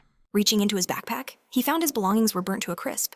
He already knew, of course, having pushed them past their limit in his last battle. He spoke to his broken sword, which had saved his life countless times, thanking it for its service. The bear watched, astonished by the sincerity in his prayer. It was just a plant, but it could illuminate the heavens without a second thought. In that moment, the sword transformed, erupting into a gigantic tree. Its roots spread like a living flood, consuming the entire area. The bear, shocked beyond words, wondered how such a thing was even possible. A burned spirit should take at least a month to restore itself. But this had happened in the blink of an eye.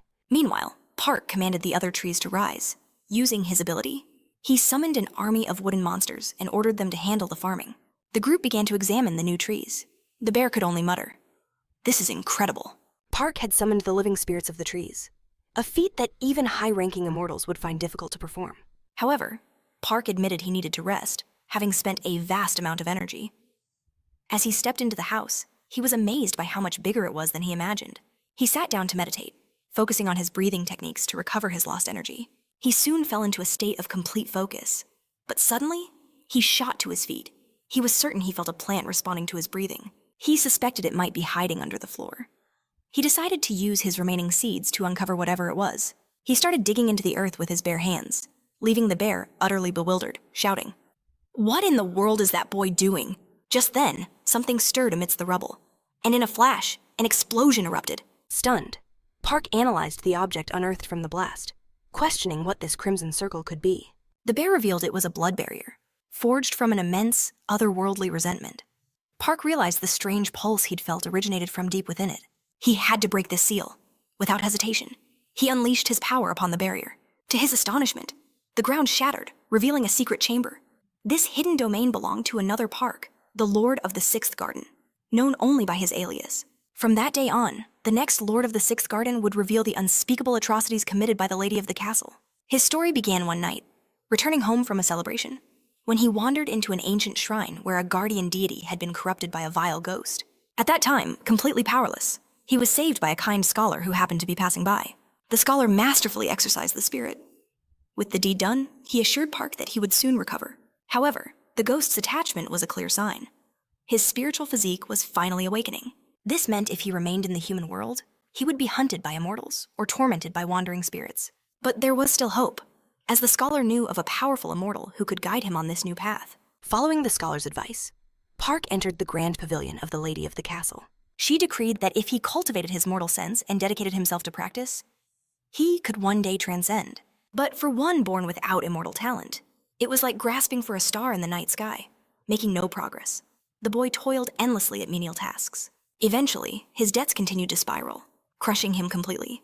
He reached a point of utter despair, believing all was lost, but fate intervened.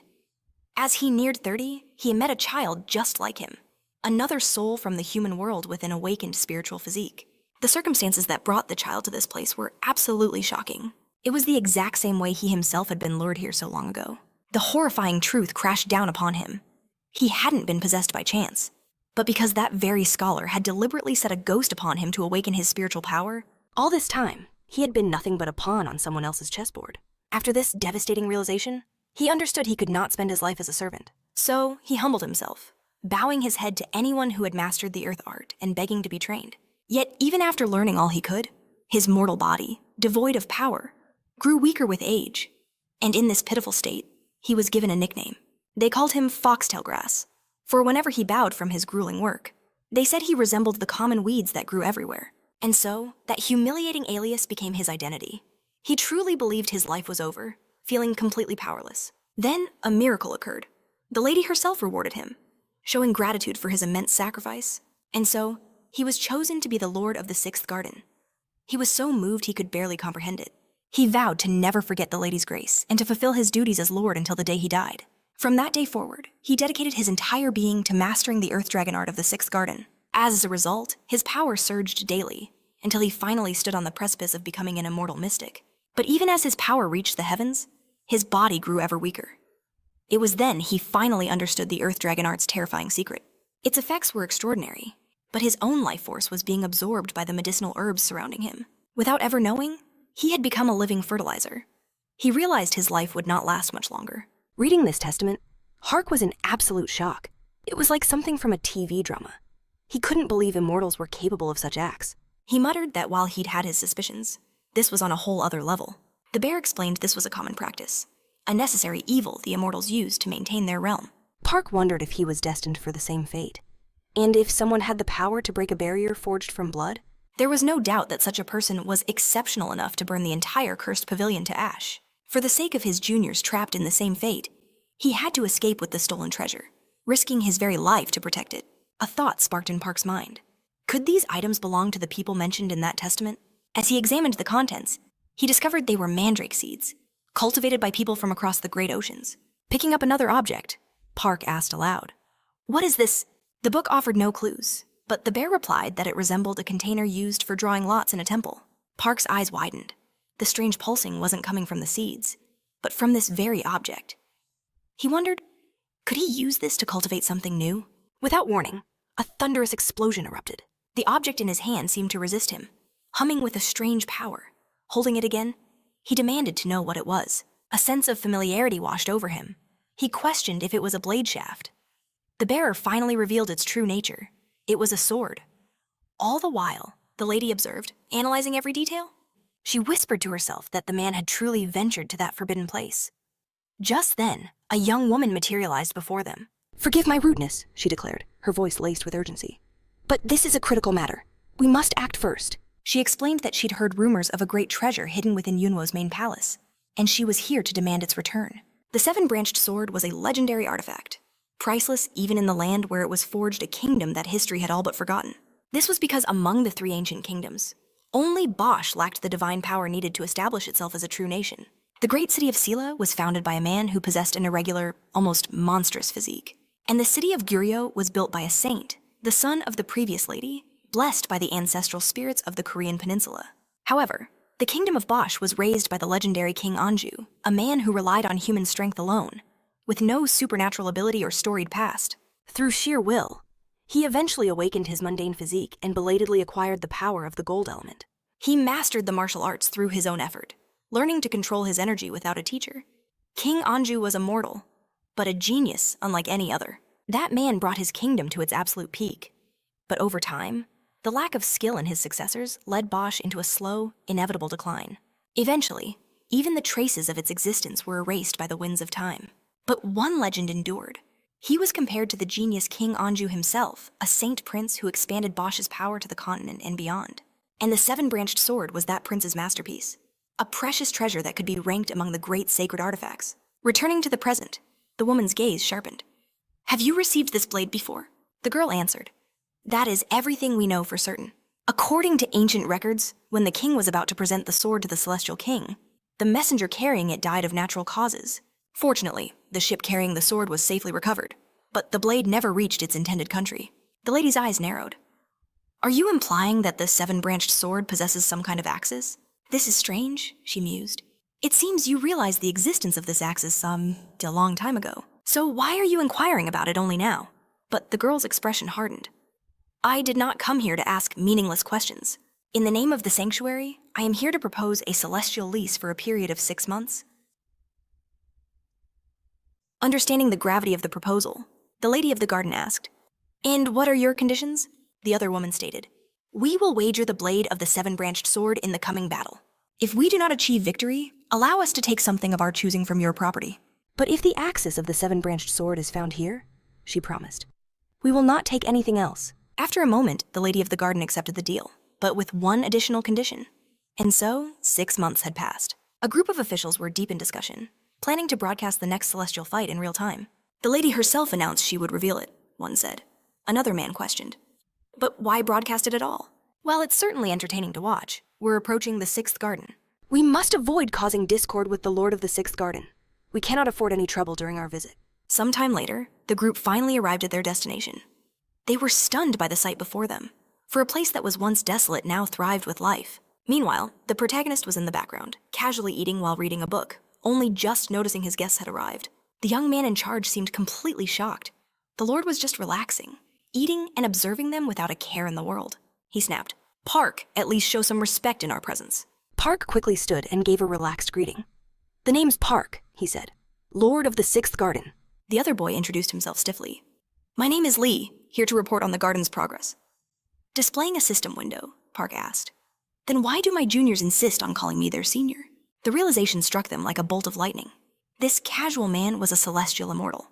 A wave of pure shock washed over everyone present. Park then cut through the stunned silence. So, is a celestial fight about to go down? They confirmed it immediately, adding that even the Supreme Immortal, along with 2 top-ranked players from Japan, would be participating. Park remarked that he hadn't heard anything about it, since he didn't get out often. He then asked the boy if he was going to be involved. Lee let out a heavy sigh. It seems things have turned out that way.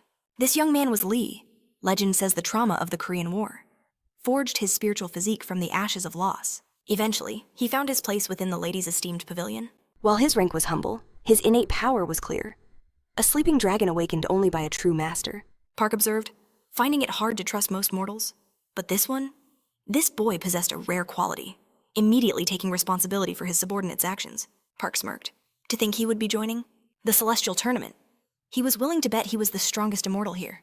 The young man admitted, I am still lacking, but the lady has granted me this incredible opportunity.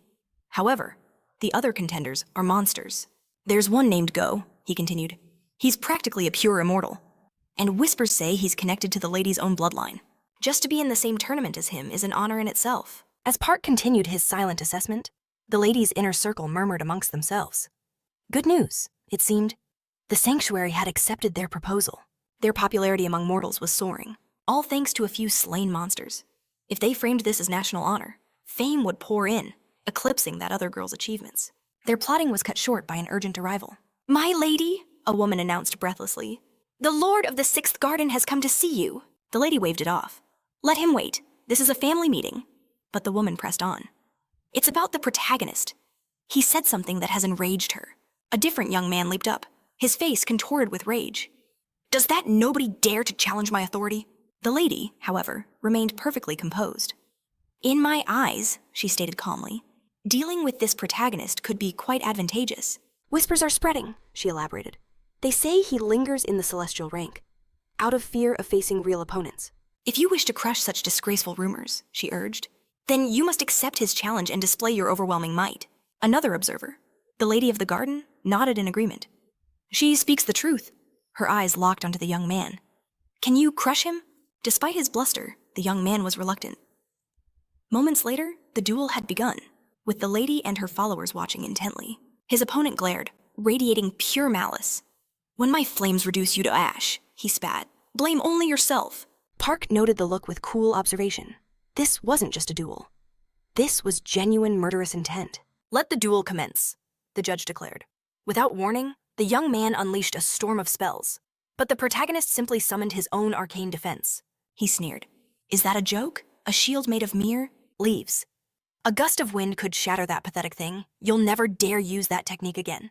Never again, he vowed, as a magical meteor formed above him. His eyes burned with triumph. It's over for you, Park. Yet, our protagonist showed no fear.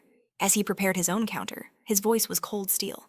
On the contrary, I will be the one to erase you. The spells met with a deafening crash, but to the boy's horror, the shield began absorbing his very power. A blinding explosion consumed the battlefield in an instant. Then, from the epicenter of the blast, a man appeared. Forgive my interference, he stated calmly. A stranger now stood between them. I cannot stand by and watch a child die, he declared. The outcome of this duel was already clear, but his opponent cried out in defiance. The fight isn't over. Who are you to interfere in our battle? The man's gaze was unwavering. I am certain victory was his. A talent like that would never disgrace the pavilion.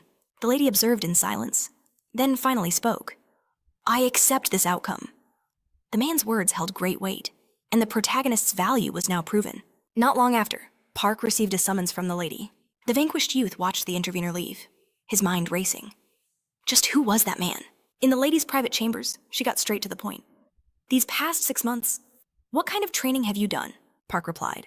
The nature of the earth element, combined with the pace of my martial arts, allowed for my progress to be swift. I know you brought me here for a reason, he stated plainly. If you wish something of me, you need only command it, as you are now. I assure you of my loyalty, he added. The lady's eyes narrowed. How bold! Was this your endgame from the start? She instructed him. Continue in the tournament for now. I will consider 2 possible positions for you. Just as he was leaving, Park stopped. I have one last question. May I have leave to depart for a while? Sometime later, Park was walking beside the man who had intervened.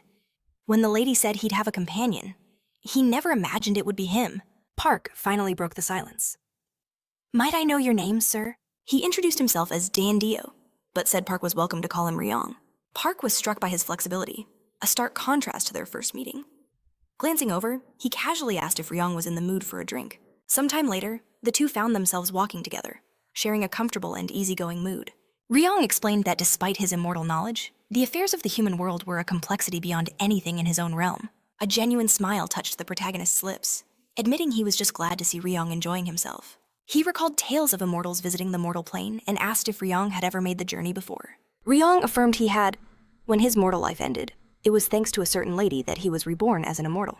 But that rebirth was a cruel joke, as he was devastated to learn he'd live in the immortal realm, not the human one he cherished.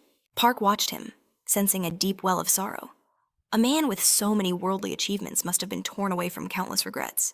Ryong continued, confessing that he once declared his name to the world, hoping it would at least be remembered after his death. But looking back, he now saw it as a foolish dream, born from the immaturity of his youth. Even in the eternal realm of immortals, his thoughts were perpetually haunted by all that he had lost. The weight of what he failed to do was immense, but in the end, it was merely a part of his past. He sighed, apologizing for the long speech. He sincerely thanked Park for listening, admitting that because of him, he got to experience the human world once more. But their quiet moment was broken by a commotion. A crowd was protesting, demanding the Dragon King end the annual human sacrifices. Ryong's expression hardened as he took in the scene, turning to Park to ask if he grasped the severity of the situation. He couldn't believe a leader would sacrifice his own people. A blazing fury ignited in Ryong's eyes as he declared they must confront him. But the protagonist stopped him, his gaze fixed on the sky. A strange black void was forming above them, like a twisted solar eclipse. Suddenly, a menacing aura flooded the area, and a massive explosion tore through the city square. Chaos erupted as people ran for their lives. From the encroaching shadows, a voice sneered about mortals who didn't know their place. Enraged, Park charged the figure without hesitation, cutting him down with a single, overwhelming strike. But his victory was hollow. Through the chaos, he heard the desperate screams of people pleading to be saved. In that instant, a powerful blow sent him staggering. A new voice echoed, feigning surprise at finding him here. The figure declared that the protagonist was trespassing in the wrong world, a crime punishable by death. Park recognized the vile energy instantly. It was an agent of Musha, the same repulsive aura that had clung to the woman since the statue was destroyed. Worse still, the agent wasn't even trying to hide his bloodlust. His killing intent was a suffocating pressure. Park shot back with a taunt, asking if he was close to the man he had just obliterated. The agent simply declared that no matter what he said, Park would now pay the price for all the sins of his life. Park just raised an eyebrow, coolly asking what crimes those could possibly be. With that, his foe unleashed a dark spell that consumed the area, roaring that the one who truly needed to pay for his crimes was Park himself. Instantly, grotesque wooden figures burst from the earth, swarming the agent's underlings and tearing them apart. A woman shrieked from the sidelines. "What are you doing? Release the phantoms? Tear that man limb from limb." At her command, spectral phantoms materialized from the air, surging toward the protagonist with silent malice. Park thought to himself that he didn't want to use this yet, but he was glad he'd bought that small pipe. He raised it to his lips and took a deep breath. A wave of power surged through his veins. His strength, endurance, and concentration all instantly skyrocketed. He grabbed a gnarled root from one of his creations. "I won't miss a single one," he vowed, before plunging into the horde and executing them one by one. The woman scoffed, saying it was as useless as trying to break a boulder with a toothpick. "What are you fools doing?" she screamed at her minions. "Release more phantoms, trap him for good." But in the next second, blood poured from her mouth, and all around her, her subordinates collapsed to the ground. They writhed in pure agony, their cries for help echoing in the sudden, terrifying silence. Park watched the chaos unfold, a cold look in his eyes.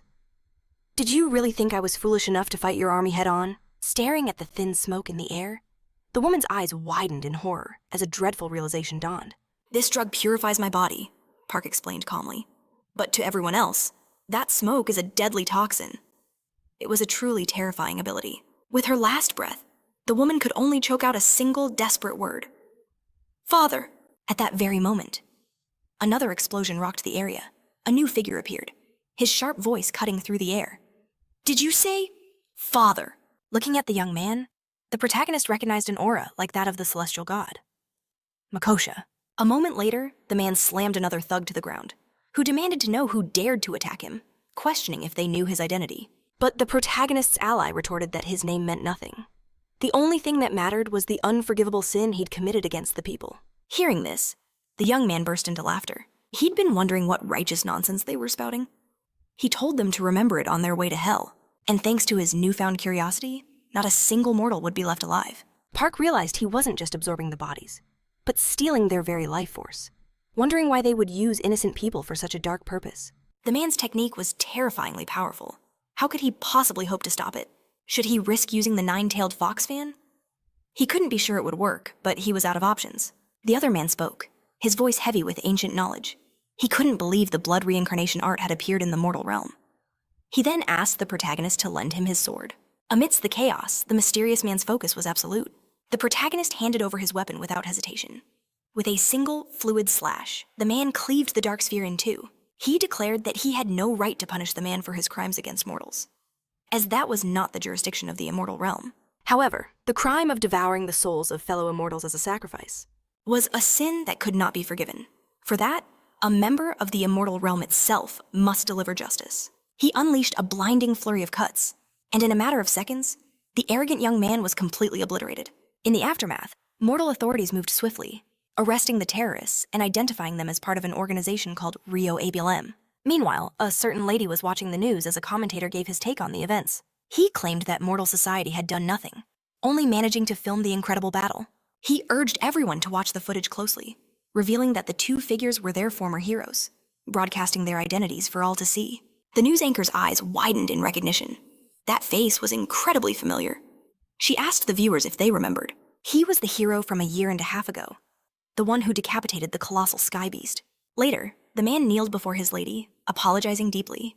He admitted he was not qualified to belong to the immortal realm and would accept any punishment without complaint. The lady looked down at Park, her voice cold. "After all that, you still dare to look me in the eye." At that moment, the main character bowed low, apologizing for the trouble. Though he sensed she wasn't truly angry, the lady then commanded the man to raise his head. She wasn't claiming his actions were wrong, she explained, but she was reprimanding him for his lack of caution. She then ordered Park to prepare for disciplinary action, before dismissing them both from her presence. Sometime later, Park returned to his garden. It felt like he'd been away for an eternity. He was finally home. He took out the notes he'd found, still amazed he had discovered them hidden inside that old statue. He never imagined it held any special power. Suddenly, the bear spirit appeared on his head, asking, "Isn't that your family's handwriting?" The protagonist asked the spirit if his family had wronged him in the past. The spirit's form flickered with anger. "It's because of them," he growled, "that I am trapped in this state. Meanwhile, Park analyzed the scroll. It seemed ordinary, yet he was certain the author was the great King Sang. The text began, "I know my time is short, but even so, I do not fear my own end. My only fear is seeing my son pass before I do. My other worry is for the people I will leave behind." He wrote of watching Hyang wither away day by day, consumed by a deity's curse. He worried that after he and his friend were gone, someone protected by the immortals might seize control of the state, drowning the land in the blood and tears of the innocent. Long ago, countless lives were lost to the whims of the deities. Before that era returned, an age where immortals treated the human world as their playground.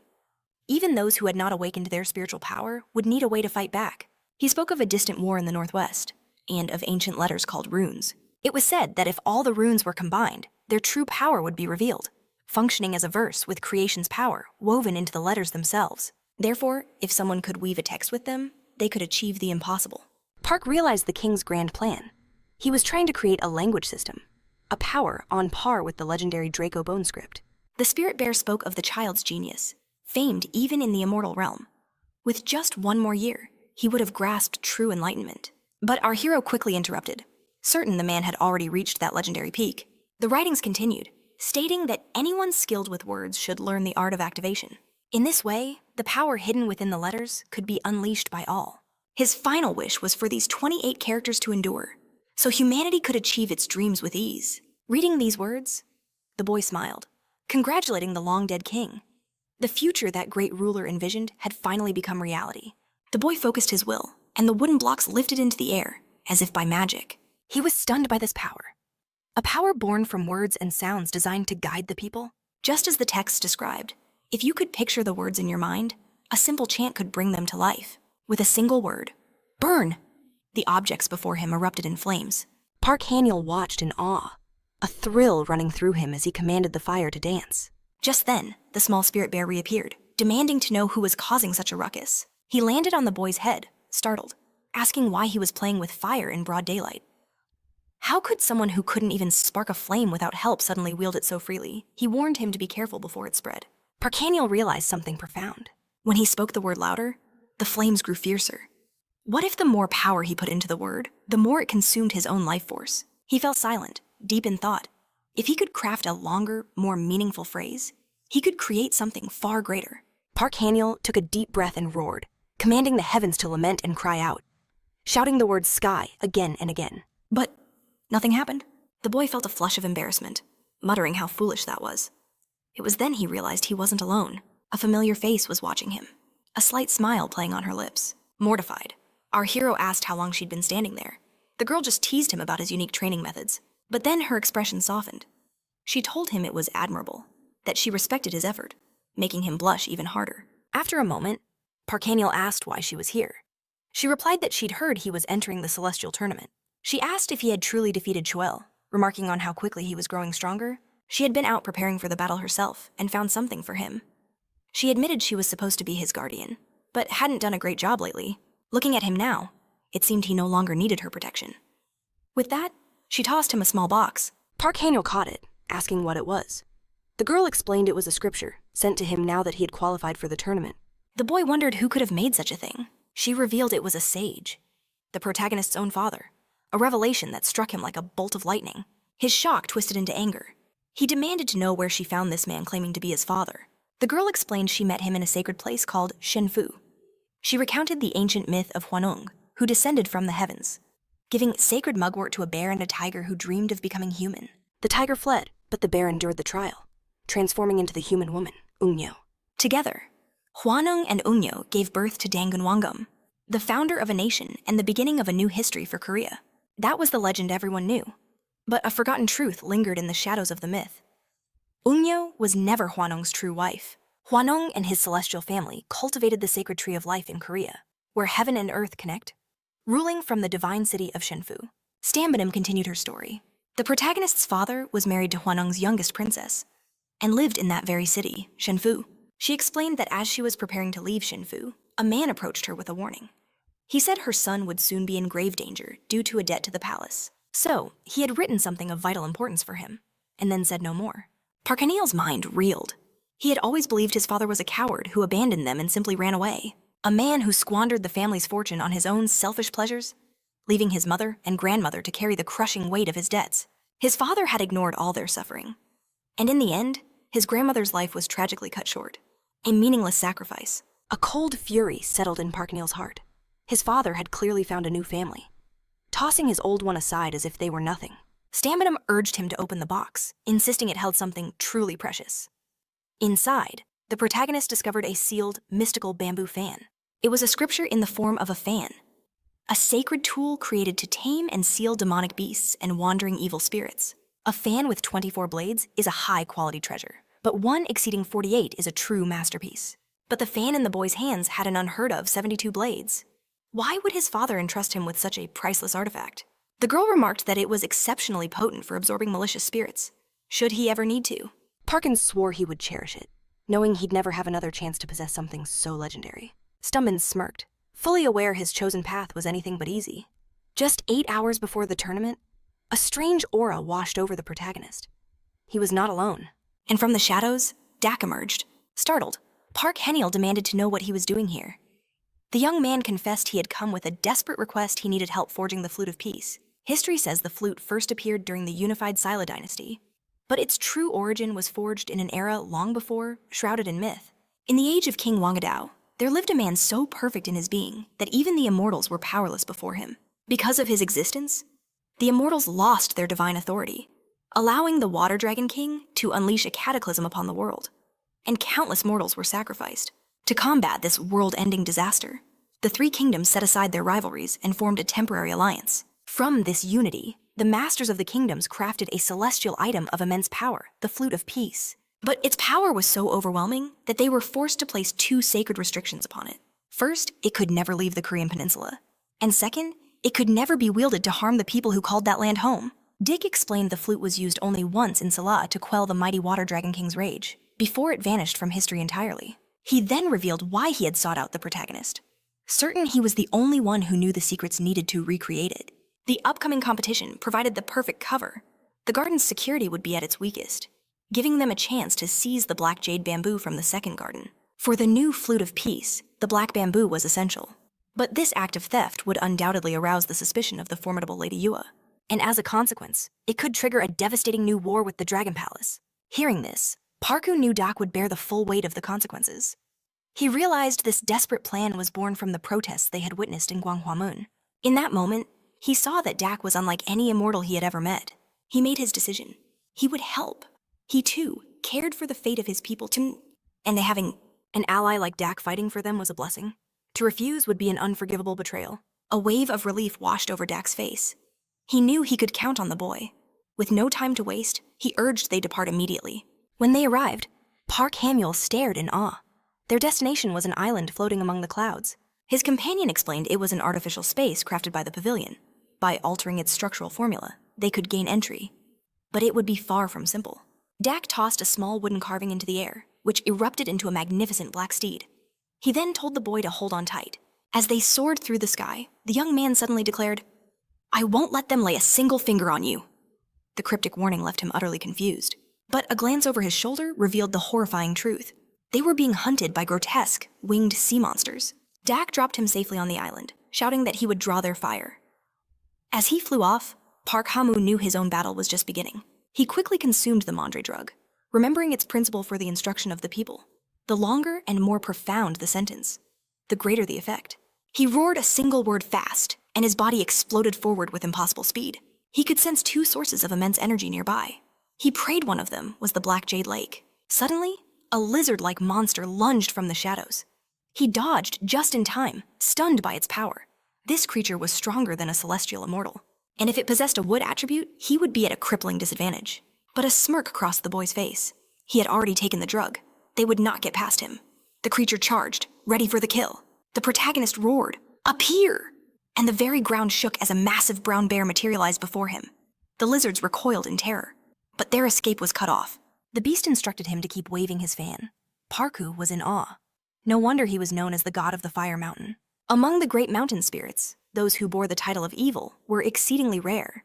But among them all, only one could command fire itself. An ancient legend spoke of a time when it was believed the mountain's fire would consume all of Seoul.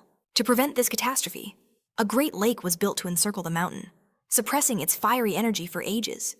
The creatures scattered as the bear urged the boy to follow him. Park Haniel found it strange. The monsters were fleeing directly toward one of the energy sources he had sensed.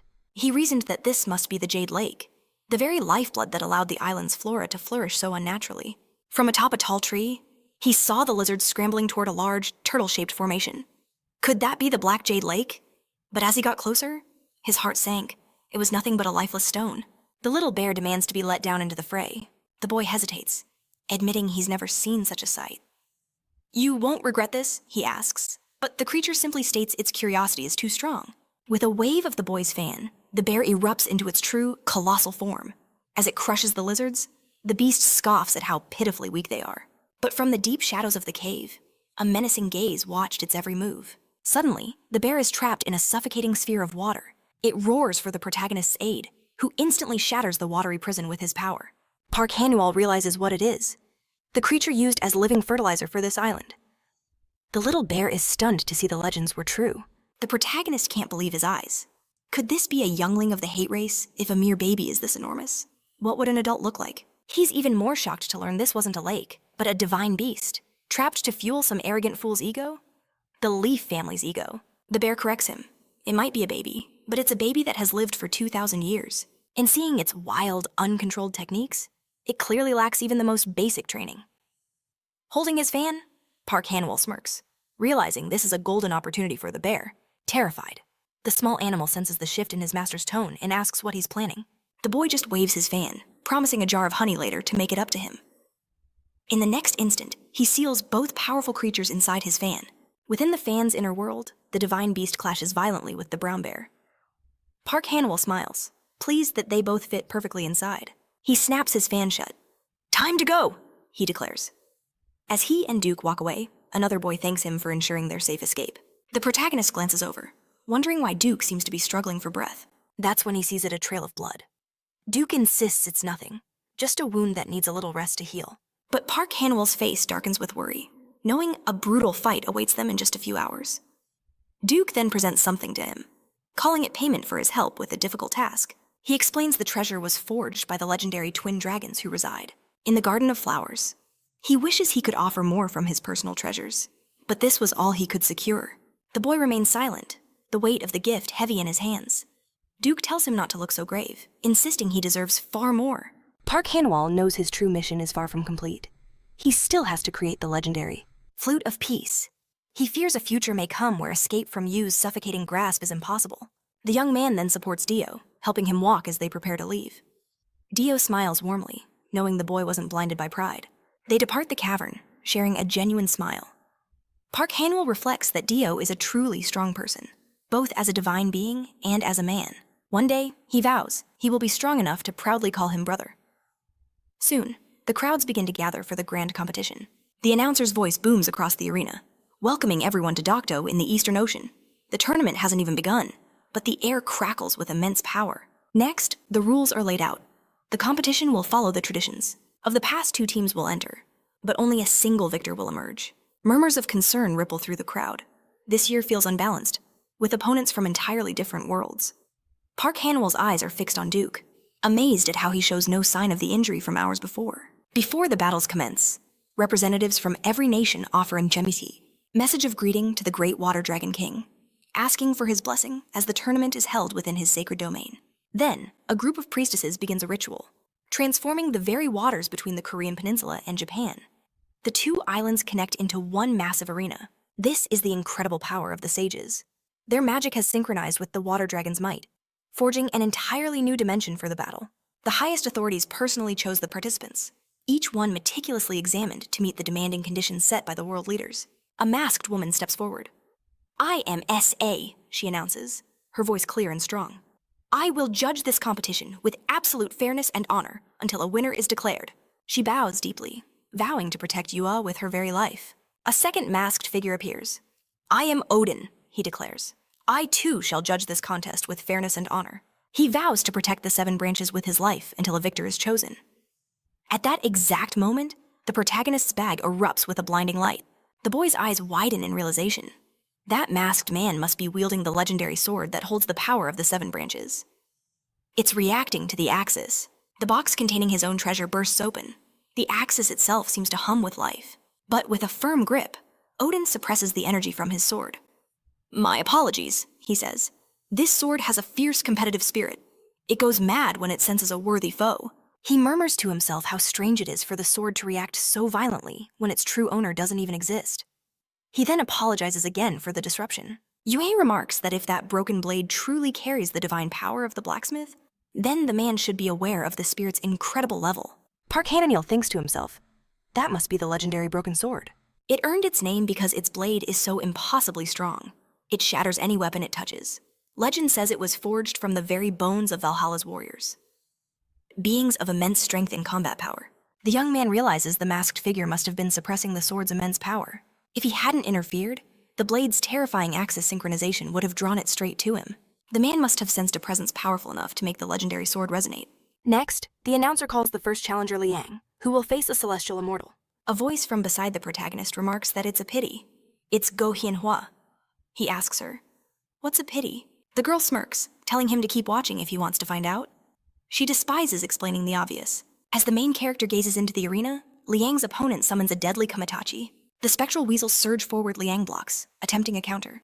But the Kamitachi instantly returns, striking him down and leaving our hero completely stunned by the sheer speed.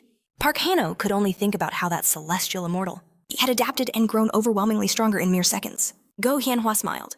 "Now do you get it?" she asked, noting that he was likely wondering how his opponent was winning without a weapon. She explained that even if he couldn't win, the boy had to understand that for them. Energy itself is a weapon. This competition was more than a fight. It was a demonstration of the power gap between Korea and Japan, with the royal family watching their every move.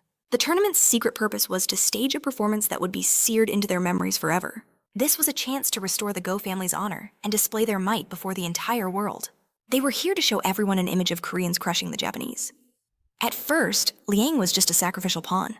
But incredibly, the boy pushed himself back to his feet after the Kamitachi's vicious assault, though he had clearly taken severe damage.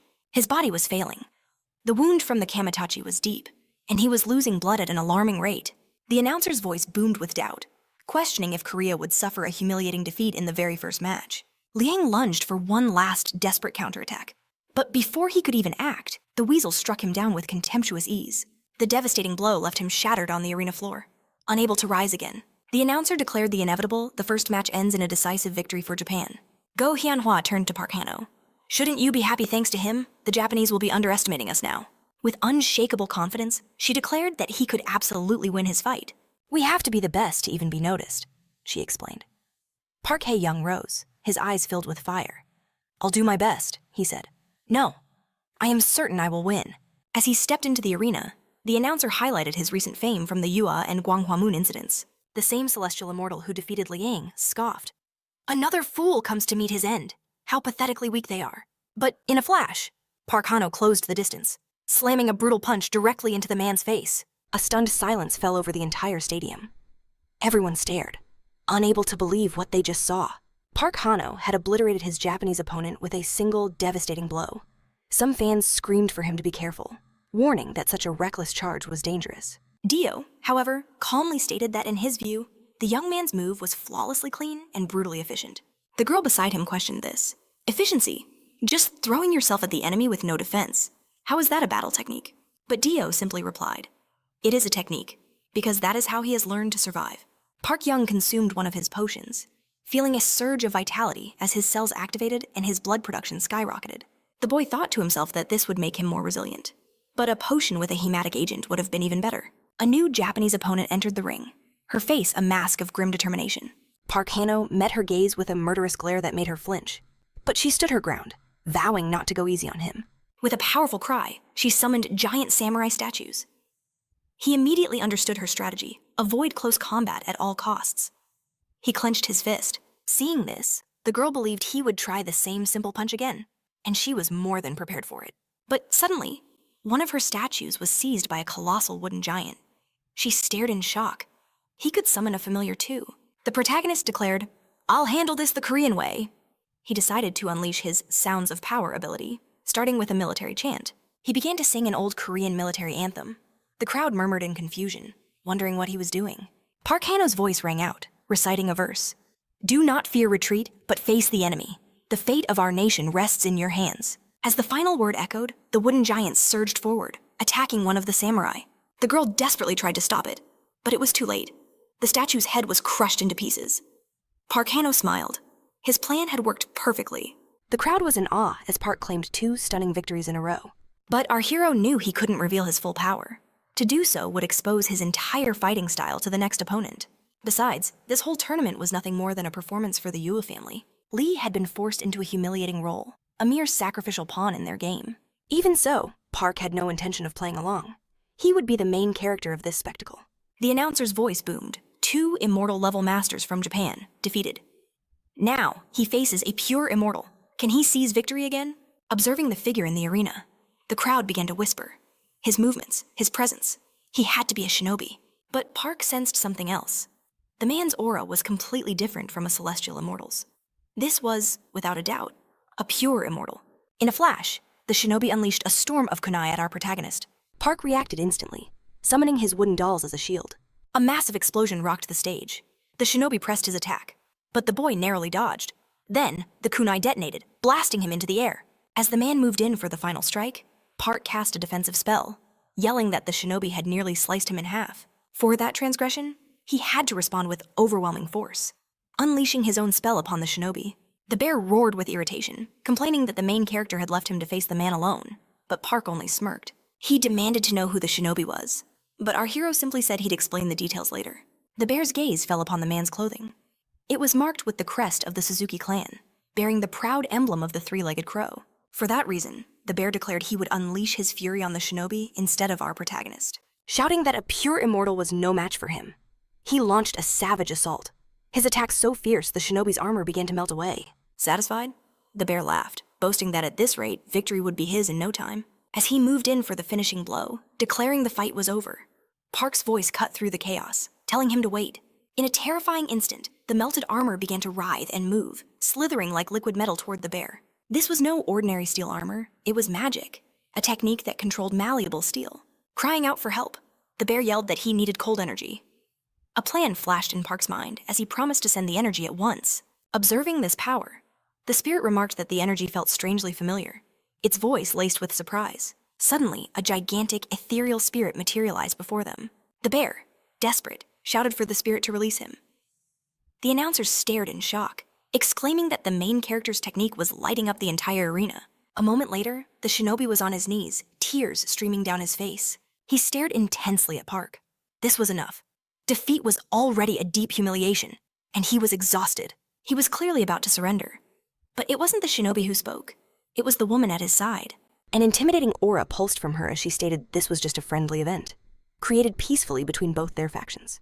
Therefore, she saw no reason to risk the lives of 2 such promising talents over this. Park simply watched the situation, his face an unreadable mask, while his companions looked on. Our protagonist understood. This shinobi was an asset, someone who couldn't be allowed to die here, lent to the sanctuary as a favor. The lady then spoke with false shame, claiming she was moved by pity and had interfered in their duel. For that reason, she announced, they had the right to withdraw their participant from the match. Park observed this political maneuvering, a flicker of surprise in his eyes. Yua thanked them for their efforts, declaring that the young man had won 3 times in a row. She couldn't imagine he possessed such incredible power. Park knew that even with her praise, the situation was utterly humiliating. He stated coldly that he could have performed much better, had he been properly notified about the event beforehand.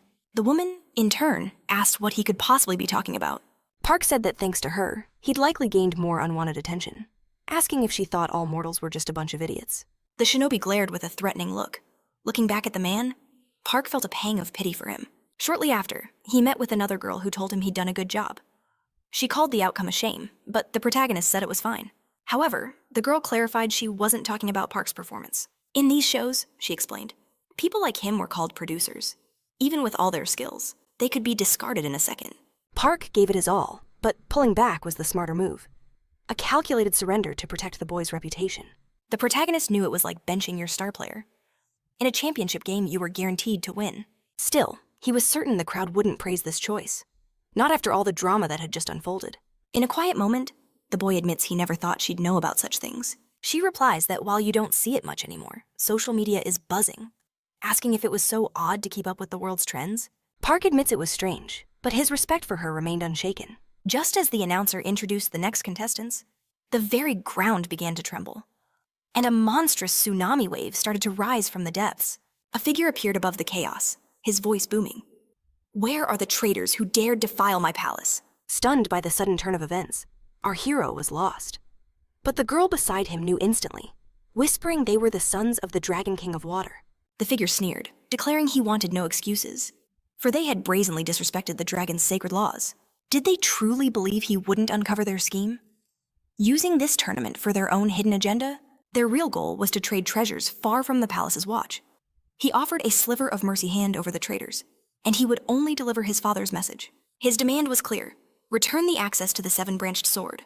If they showed true remorse and begged for forgiveness, his father might pardon them and return the items they'd brought to this land. But the defiant glares from the crowd told him everything he needed to know. "So," the man hissed, "is that your final decision?" He grasped his weapon, power gathering around him. Declaring they would, at that moment, he heard a sound. He moved quickly toward its source, but the sight that met him was a complete surprise. He spotted a house standing in the middle of this new forest, and lurking in front of it was a familiar blue creature. His spirit. It had grown significantly larger. Park called out, asking why it seemed so afraid of him, guessing it might be because of his new horns. Suddenly, the spirit lunged at him. Park dodged with ease, telling the creature that it shouldn't bite its owner. At the sound of his voice, the creature froze. It seemed to finally recognize its master, and the confrontation ended instantly. Park smiled, saying how cute it was. But he also mentioned that there wasn't much of a change in its energy. Even after it ate the magic pearl, he realized it must be using its strength to recover his inner core. Looking around again, Park was surprised to see his clothes, neatly folded and lying nearby. He wondered if there was anything he could use, and that's when he spotted a scroll. Reading it, Park questioned if the text was Japanese, assuming it was a scroll written by the shinobi. He remembered what the spirit had said during the competition, that the crow crest of the Suzuki clan was one of the secrets of Yatagarasu. He speculated that these were the shinobi's garments. He wondered if they were the kind with transformation abilities. It would certainly be interesting to wear them. In the next moment, the young man's senses tingled. Something was off. The feeling originated from the same place that bore the scars of a recent battle. He saw a group of warriors, waging a desperate assault on a shimmering barrier. Their distinct hair color, their unique attire. He wondered, could they be from that clan? But as he looked closer, his eyes widened in disbelief. The weapon in their hands was the spitting image of the goblin club Wano had given him. That familiar design could only mean one thing. They were a squad of goblins. He never imagined he'd find goblins here, inside the sacred space created by the seven-branched sword. This must be their domain, and they were trying to invade his territory. Seeing the barrier start to crack, the protagonist knew he had to intervene. But just as he prepared to move, he was stunned by what happened next. From behind the monstrous horde, a new figure emerged. "Who are you, boy?" the figure demanded. But Park stood before them, completely unfazed. "Which one of you is in command?" he asked. With a hint of arrogance, the commander introduced himself. "I am too. Take me to the master of this sword." The protagonist was confused. "The master of the sword? What business could you possibly have with him?" The goblin sneered. "This is a sacred realm. Not just anyone can enter. Only the sword's chosen owner can grant passage. If you don't tell me where he is," the goblin threatened, "I will end you right here." But Park's answer was firm. "I can't tell you." He challenged the goblin back. "How am I supposed to say anything if you won't even explain what you want with him?" The goblin's voice filled with rage. "We seek to find him and punish him. Our king made a promise that a worthy man would arrive with the sword, but that man betrayed us all by never showing up." The pieces started to click in Park's mind. So the seven-branched sword had a deep connection to this mysterious place. "We have waited far too long," the goblin roared. "The promise has gone unfulfilled for generations. Our leaders have passed this duty down, one to the next, and our patience has finally run dry. That wretched man who was deemed worthy of the sword deserves to be punished for his crime." The goblin issued a final ultimatum. "Take me to him now, or I will take your head." Park remained silent, his mind racing to process the situation. He then changed the subject completely. "Tell me, have you seen a red bear wandering around here?" The goblin scoffed. "That beast, it had the audacity to refuse my command to undo the barrier. Since this is our world now, we imprisoned it within our facilities." A cold fury ignited inside Park, but he knew he had to keep his composure.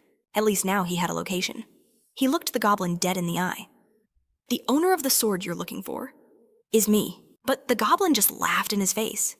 You're a liar if you're looking for a beating. Just say so. Park was stunned by the monster's sheer arrogance. The insults kept coming. You're too small. You look like someone who's never seen a real fight in his life. Embarrassed, the protagonist could only mutter to himself. These guys are complete idiots. The monster gave him one last chance. If you're not going to break the barrier for us, then get lost. We won't kill you if you stay out of our way. The protagonist gripped his magic weapon. His anger finally boiled over. You dare underestimate me. He prepared to strike, giving a single order to his spirit. Spit at them. The goblin commander, shocked by the sudden turn of events, panicked and tried to flee. In a matter of seconds, his entire squad was utterly defeated. Park stared them down. If you continue to act like this, I'll make you spit out a lot more red beans. The goblins begged him to stop. The protagonist was impressed. It seems these creatures have a crippling weakness to red beans. He demanded information. Is your leader strong? The goblin trembled. She is. She wields a staff like no one else in this world. Park, however, was not convinced. Simply knowing how to use a staff makes one strong. I need more than that. The goblin gulped. There is one other thing. She possesses a golden treasure. Suddenly, a powerful voice cut through the air from above. That is information you did not need to know. A figure with brilliant scarlet hair descended before them.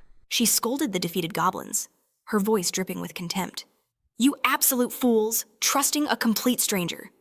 Seeing her commanding presence, Park knew this was the goblin leader. She berated her subordinates for their failure. You forced me to come all the way out here. How could you all be so pathetic? This time, she declared, you'll spend 10 years trapped in this place. In a flash of light, she sealed them all within a divine item. Watching the scene unfold, Park realized that item must be the golden treasure the goblins had mentioned. And if she was their leader, her power level must be extraordinary. Because of this, he decided to start with his most effective attack. He launched his red bean attack at the leader, but she dodged it with ease. She smirked. That might have worked on my subordinates, but it's useless against me. Then she raised her artifact. Now, emerge, my spirits. Park was shocked by her raw power. This woman was far stronger than he ever anticipated. He knew he had to be extremely careful. He unleashed another skill, commanding his spirit to charge. A devastating battle erupted. The goblin leader grinned. What do you think of my power? She taunted. It's been ages since I've had this much fun. But Park was silent, his mind drifting to a memory. A voice from his past once claimed a staff like hers could do anything. But now, that seemed like a hollow lie. The bear spirit's voice echoed in his head. It is the goblin staff. It can manifest anything they imagine. But goblins weren't thinkers. They moved on pure instinct, without strategy or cunning. Their true strength lay in their phenomenal physical abilities. If they ever truly desired it, they could easily rule the world. Snapping back to reality, Park wondered, was this goblin leader's imagination on a completely different level? She was different from the others. She didn't even flinch at his red beans. So what was his next move? His eyes darted to the barrier. Perhaps that could be his advantage. But in that split second, she was on him. What are you looking at? She roared, her attack closing in. Park barely managed to raise his guard. In the middle of our fight, she snarled. Your eyes should be on me and me alone. He deflected her assault without a word, twisting to launch a swift counter from behind. But she dodged it by a hair's breadth. The leader summoned her spirits once more, their combined might crashing directly into our hero. An explosion rocked the battlefield, sending Park flying. Is that your limit? She mocked. Should we end this now? Start begging for your life, she sneered, ordering her spirits to swarm him. Once he screamed, she'd trap him and that bear for good. But Park pushed himself up, a smirk on his face. He who laughs last, he declared, laughs best. He summoned forth wooden golems, each one clutching a heavy jar of red beans. They unleashed a torrent of beans upon the goblin leader. She was stunned, but the artifact in her hand seemed to devour every single one. You were waiting for me to scream, Park said. But you made a fatal miscalculation. He lunged, grabbing the artifact. Bear, get out here. Instantly, the spirit materialized. I knew you'd save me, it cheered. But you idiot, it scolded. You left me in there long enough to get depressed. Park shot back. Do you have any idea how long you were even gone? The bear huffed. Over 150 days, time flows differently here, but not that differently. If that's the case, Park decided, then we need to get out of this place as fast as possible. He then released the goblins trapped within the staff. Turning to the woman, are you really the leader here? The goblin woman studied our hero intently. You're short, she noted, but with broad shoulders. The young man's face flushed with embarrassment. I'm average height, he stammered. The goblin shrugged. Size doesn't matter. My mother always said so. At first, I didn't believe it. But you defeated me, she admitted. Looking him over, she declared, "You're smart and not bad-looking. I've made my decision." She looked him dead in the eye and asked, "Will you marry me?" Park froze, the words hitting him like a physical blow. The spirit panicked. Is he really getting married? How does goblin marriage even work? Is this going to be okay? Completely bewildered, Park could only ask, "What are you even talking about?" The bear, meanwhile, sighed. "Have you really not figured it out? The goblins are connected to the seven-branched sword. The prophecy."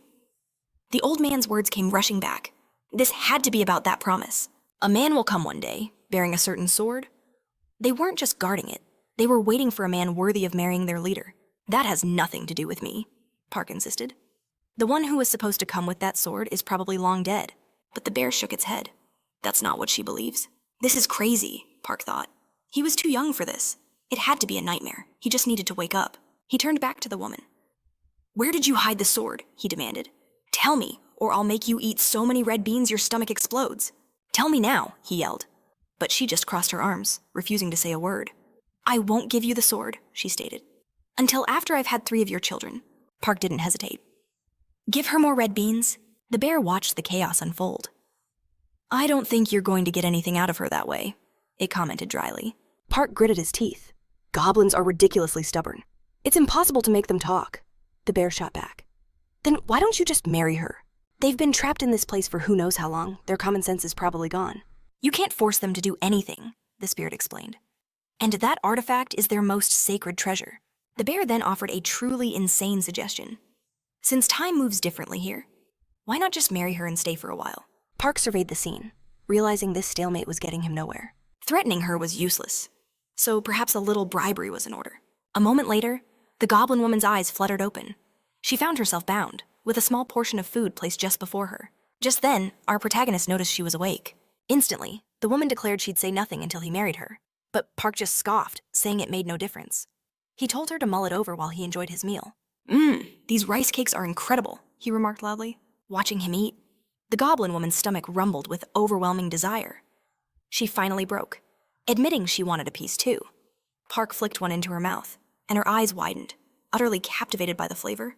"Another one," she begged, a mischievous glint in her eyes. Our protagonist watched as she began to devour them one by one. The goblin then warned him not to think a few rice cakes would be enough to win her hand. She was still adamant they needed to have 3 children together. As she chewed, he casually mentioned only 2 rice cakes remained. Tears immediately welled up in the goblin's eyes as she pleaded for just one more. Then, Park deliberately picked up another rice cake, leaving only a single one behind. He started to eat it slowly, leaving the goblin utterly heartbroken. "I just wanted to get married," she whimpered. "We can get married any time," Park said calmly. "But I can't marry you right now." In total disbelief, she accused him of tricking her, suspecting he'd promised to marry her in 100 years, a lifetime she couldn't afford to wait. Offering her the final plate, Park's tone softened. "I'll give you this," he said. "I can even teach you how to make it yourself." Clutching her meal, the goblin woman's expression shifted, seemingly accepting the young man's proposal. In that moment, Park thought to himself that marrying at 12 years old wouldn't be so bad. A little while later, the goblin chanted a spell, revealing a mysterious chest from thin air. "Is that a treasure chest?" Park asked. The goblin shook her head. "I don't know. My mother just gave it to me." She began rummaging inside before pulling something out. She handed it to our protagonist, telling him to take it. "Consider it a token of our engagement," she declared. "What is this?" Park asked. The woman revealed they were seeds. Confused, he wondered what on earth he was supposed to do with them. A sudden realization shocked him. In this age, no one cared for the old stories of the Decobis anymore. Everyone just wanted to be exceptional, to possess something unique. But creatures like goblins were refreshingly honest about their desires. They never clung to things, freely trading items and talents among their kind. However, a person with truly valuable talents would never part with them so easily, which often led to far more twisted situations. For that very reason, negotiating with goblins by offering something they excelled at was the simplest path out of a predicament like this. Taking the seed, the bear noted it must hold some kind of value, urging the young man to ask the goblin for more details. Park stared at the seed, wondering if he could really keep something so precious. He called out to the goblin, who affectionately replied, "Yes, my love." Park then asked if these seeds came from a special place. The woman explained that her grandmother had brought them from her own world long ago. She elaborated that the seed's original owner was a minister, famous for cultivating rare herbs and medicinal plants, who traveled between worlds. But one day, He was forced to treat an incurable illness. He failed and was imprisoned, left to die of starvation. In his final moments, he gave the seed to her grandmother in exchange for hiding what was left of his family. So he was a herbalist, Park asked. A thought struck him like lightning. The indecipherable medicine book he'd been struggling with was likely his. The goblin added that this man had served an immensely powerful figure. A warrior who wielded a sword and rode a warhorse, whose arrogance was said to have pierced the very heavens, leading to his ultimate ruin.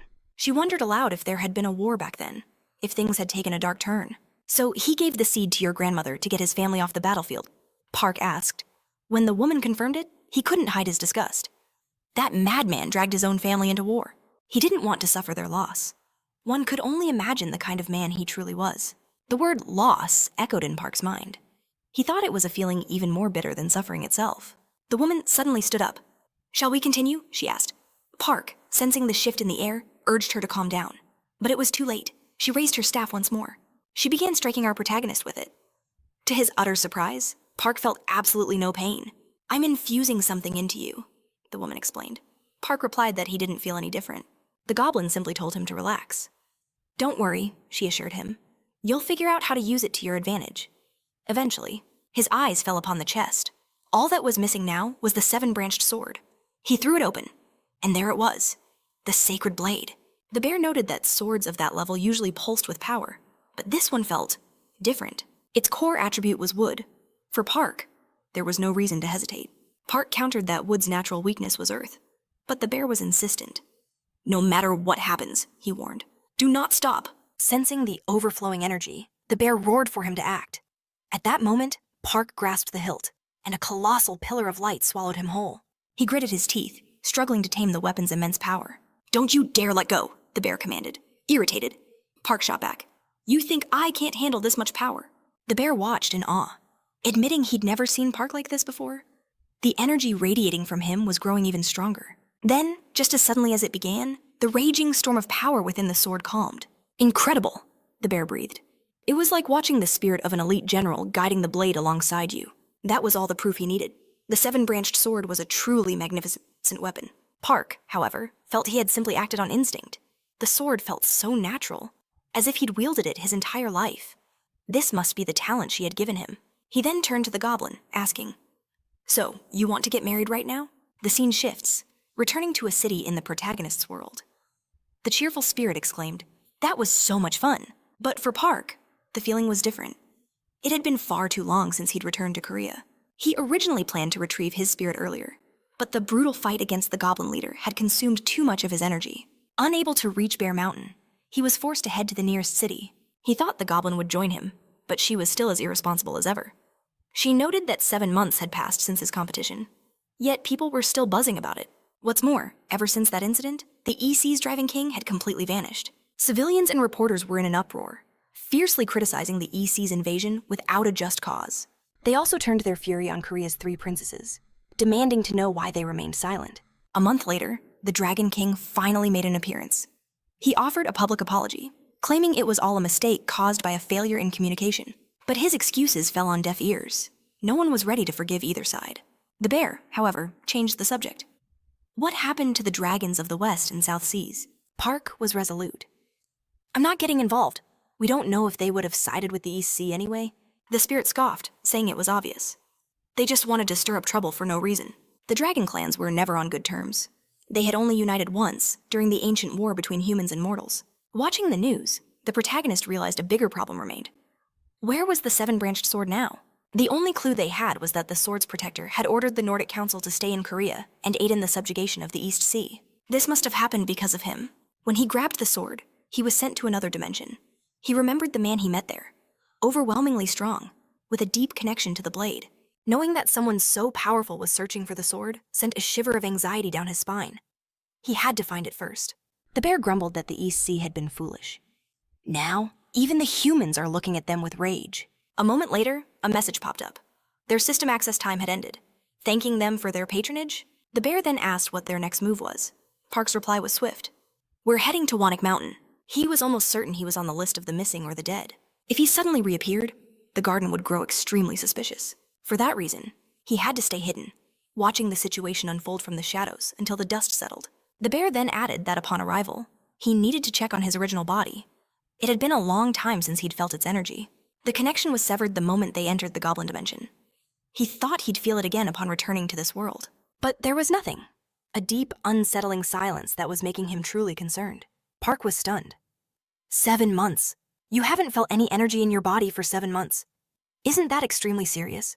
There was no more time to waste. They had to leave immediately. With that, they raced towards the mountain. Sometime later, they approached their destination, only to be stopped by a shocking sight. The tree had grown to an absurd size, surrounded by swarms of beehives. Park stared in disbelief, wondering how those bees could possibly have penetrated the powerful barrier. The bear brushes it off, saying everything was fine. Sometimes a stray insect just wanders in. But as he gazes at a branch, our protagonist's eyes narrow. He knew something was off. Suddenly, the bear spirit freezes, his eyes wide with disbelief. Resting beneath the tree was his own original body. The spirit stammers in shock, saying his own body felt alien. For that reason, he had no idea what was happening. In that instant, a swarm of bees descends upon them like a living storm. Without hesitation, Park whips out his scroll, his artifact glowing as he summons his spirits. Attack, he commands, and the battle begins. A symphony of chaos erupts around the sacred tree. But for Park, the sheer number of bees was overwhelming. These creatures were unnaturally tough to kill, even for his powerful abilities. He needed more firepower, something stronger. Just then, the bear spirit roars, unleashing his true form and charging headfirst into the swarm. Park immediately shouts for him to wait, but the spirit declares he can incinerate them all with his sacred fire. If not for the hive they protected, he would have already unleashed his full, devastating power. But he couldn't damage the ancient tree. It was merely infested.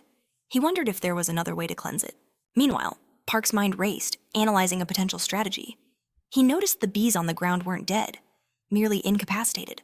And in that moment of observation, a brilliant plan clicked into place. Wait, Park calls out to the bear spirit. Give me a moment and step aside. In the next instant, he hurls something towards the swarm, and the bees are instantly neutralized. As a result, the entire swarm flees from the tree in a panic, crashing helplessly against a newly formed barrier. Seeing his plan succeed, the protagonist lets out a sigh of relief. His barrier had worked perfectly. The bear, stunned, had no idea how those bees had found this place. It was just a guess. But an ancient story told of the Queen of the West building a sacred place called Golden Peak upon a mountain. But it had been an eternity since she last appeared. The Queen of the West was a goddess from ancient mythology, a fairy who possessed the elixirs of immortality. Pointing to the tree, the protagonist connects the dots. He suggests that a long time ago, a swarm of bees must have been traveling nearby, searching for a place to settle. They caught the divine scent of this place and made this sacred tree their home. Standing up, the young man confirms the threat is over. All the bees were dead. The smoke within the barrier had finally vanished. He asks the spirit, "Shall we go take a look?" As they approach the tree, they discover a hive brimming with golden honey. But this was no ordinary substance. It radiated with a pure, concentrated energy. This was a treasure they could preserve. Park immediately questions if it would be possible to cultivate a stock of this honey. He realized he could use it to create an elixir of unimaginable power. Observing the honeycombs, he then spots bee larvae, still alive inside the hive. He remembered they contained incredible nutrients that promoted growth. He begins to taste one, mentioning that he had to know if the legends were true. A moment later, the system window flashes. A special substance has been consumed. The item was called royal jelly, and as a result, it was stimulating the protagonist's growth. The protagonist remarks that since the larvae contained honey, he expected it to be much sweeter. The bear stares at him in shock. "Why is your head glowing?" he exclaims, noticing horns sprouting from the young man's head. The bear gasps. "Are you the son of a dragon?" Utterly shaken, the spirit demands to know what's happening. Park replies that it must be from the draconic power he recently consumed. But to the bear, that made no sense. How are you developing dragon traits as if you were born with them? Park simply says that lately. Only strange things have been happening to him, showing the spirit what he wore before.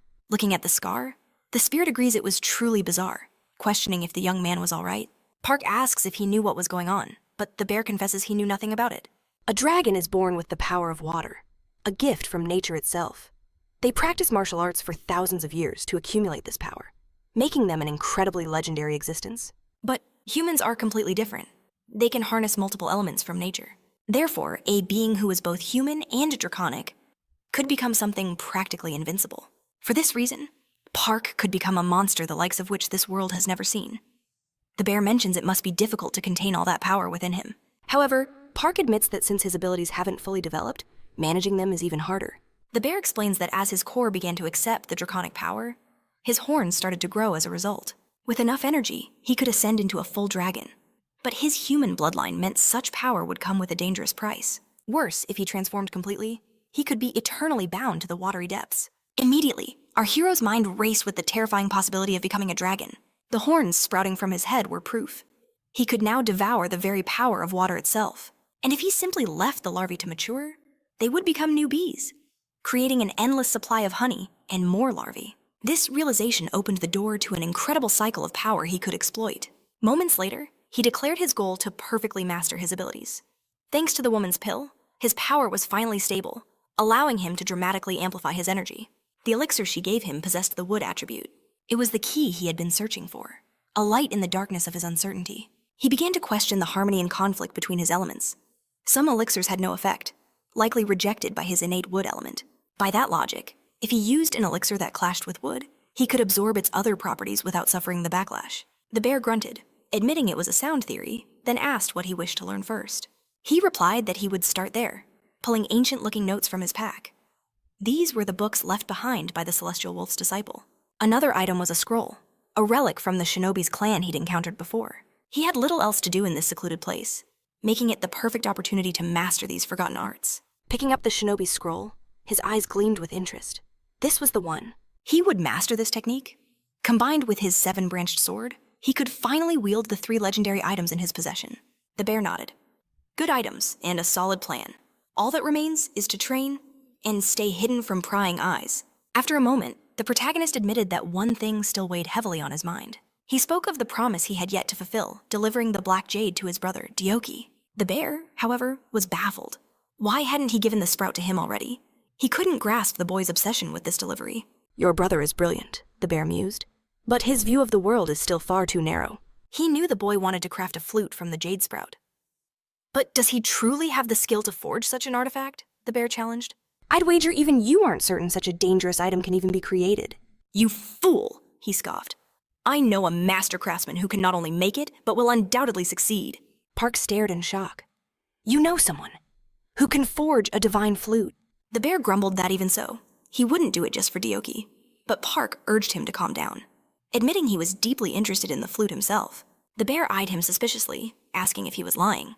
Park swore he wasn't, saying he would still give it to his brother.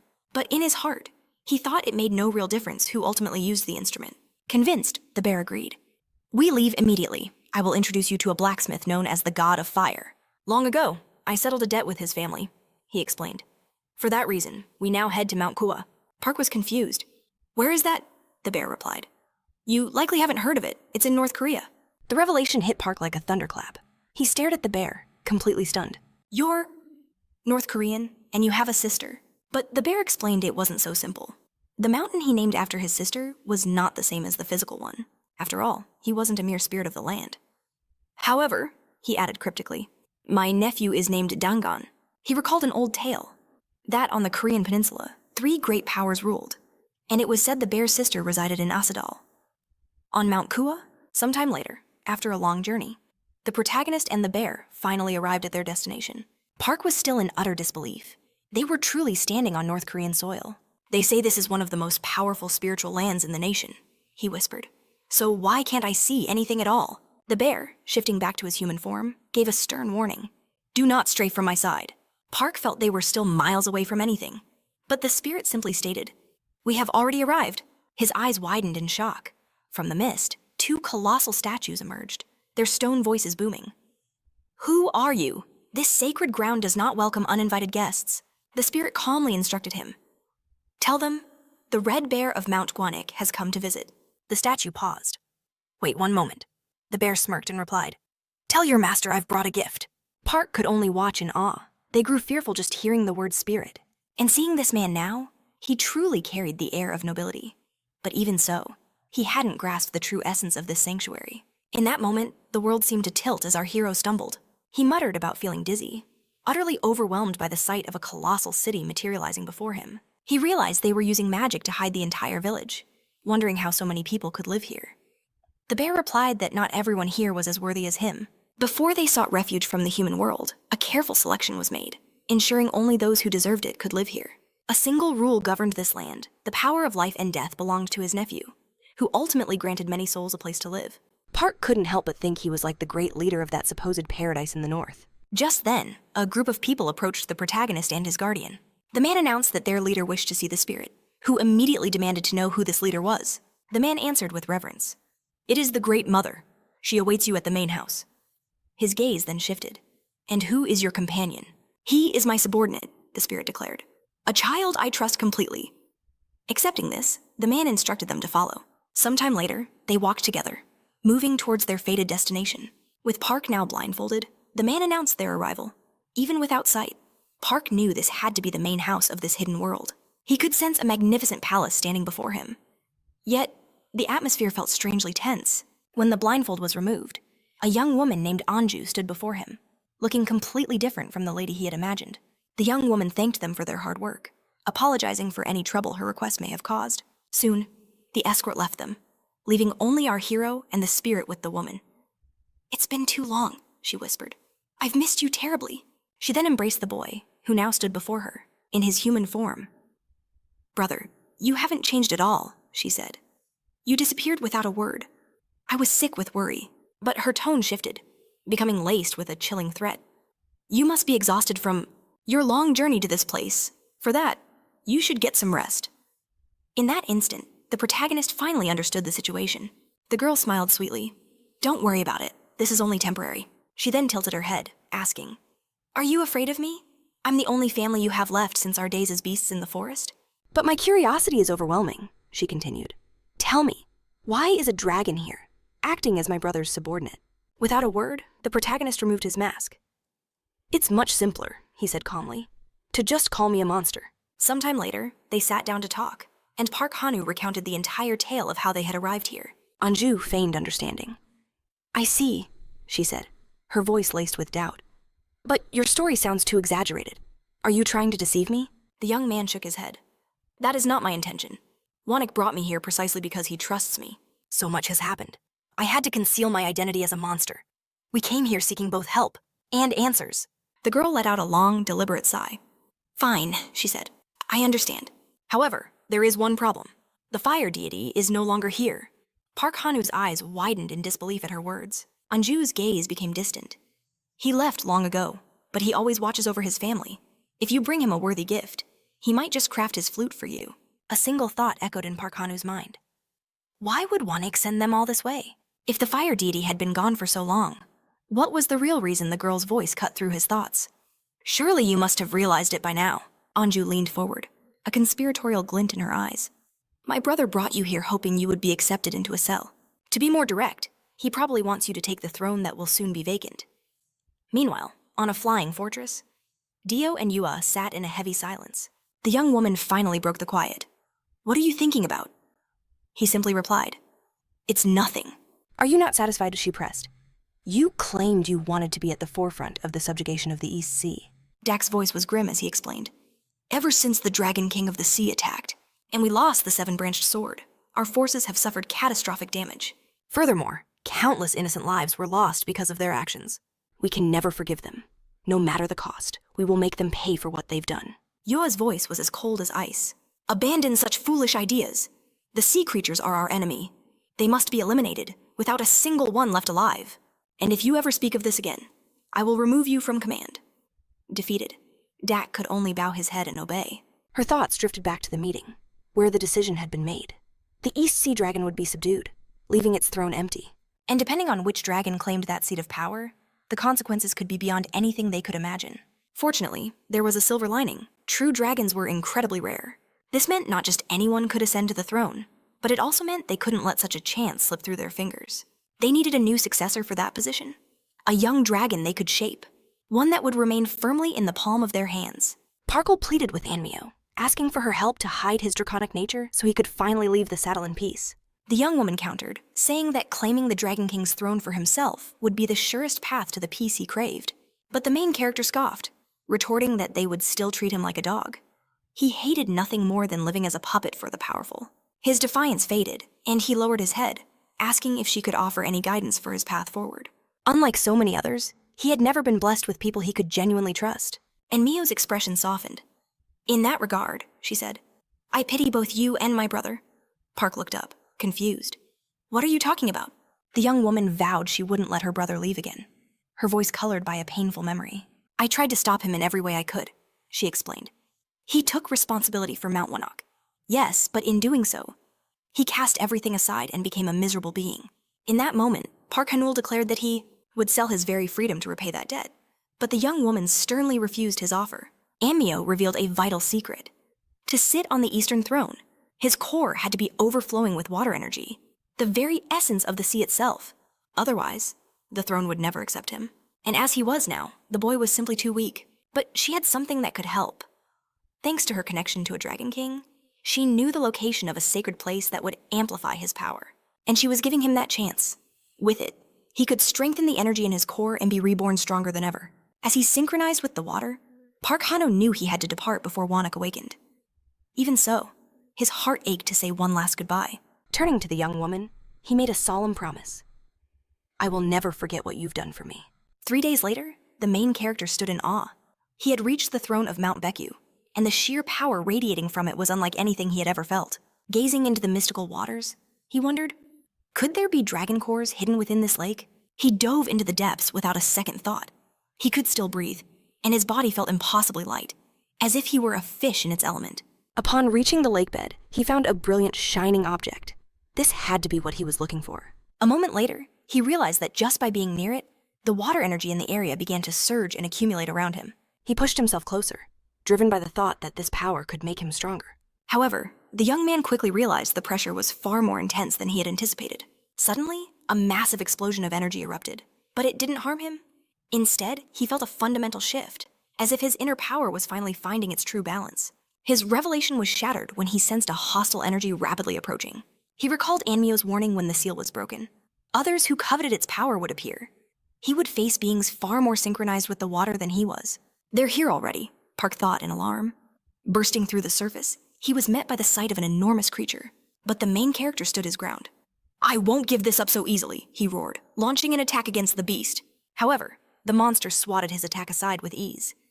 A moment later, a bolt of lightning crashed down upon him. A second serpent appeared, its voice dripping with scorn. How can a pathetic worm like you wield the energy of a dragon when you can't even control it? The first creature hissed in response. If we devour him, we can absorb that power for ourselves. But the monsters paused. Where the main character had fallen, delicate peach blossoms were scattered. And amid them, Park Hano was still standing. The serpent sneered. How surprising. It seems you've brought flowers for your own funeral. But as it lunged to attack again, a massive peach tree erupted from the ground, absorbing the lightning strike. The main character smiled, seeing his trap had worked perfectly. The serpents stared, completely shocked by what they had just witnessed. Parkle's voice cut through their disbelief. Now, whose funeral did you say this was? Seeing her brother seething with rage, the second serpent took command. I will handle this, she shrieked, unleashing a storm of crystal shards. Yet, they were all destroyed in midair as the main character activated his scroll to block them. The creature knew it was time to retreat before things got worse. But before she could even utter a word, she realized her brother had already fled. With the battle over, the boy released his scroll and began coughing violently. He had used too much power without thinking. But he couldn't afford to lose. An opportunity like this would never come again. The serpents desperately tried to escape, but their path was suddenly blocked. The main character materialized before them, leaving the creatures stunned. How did you get here? The serpent hissed, her voice dripping with venom. Who is this pest? He's unbelievably persistent. I won't let him get any closer.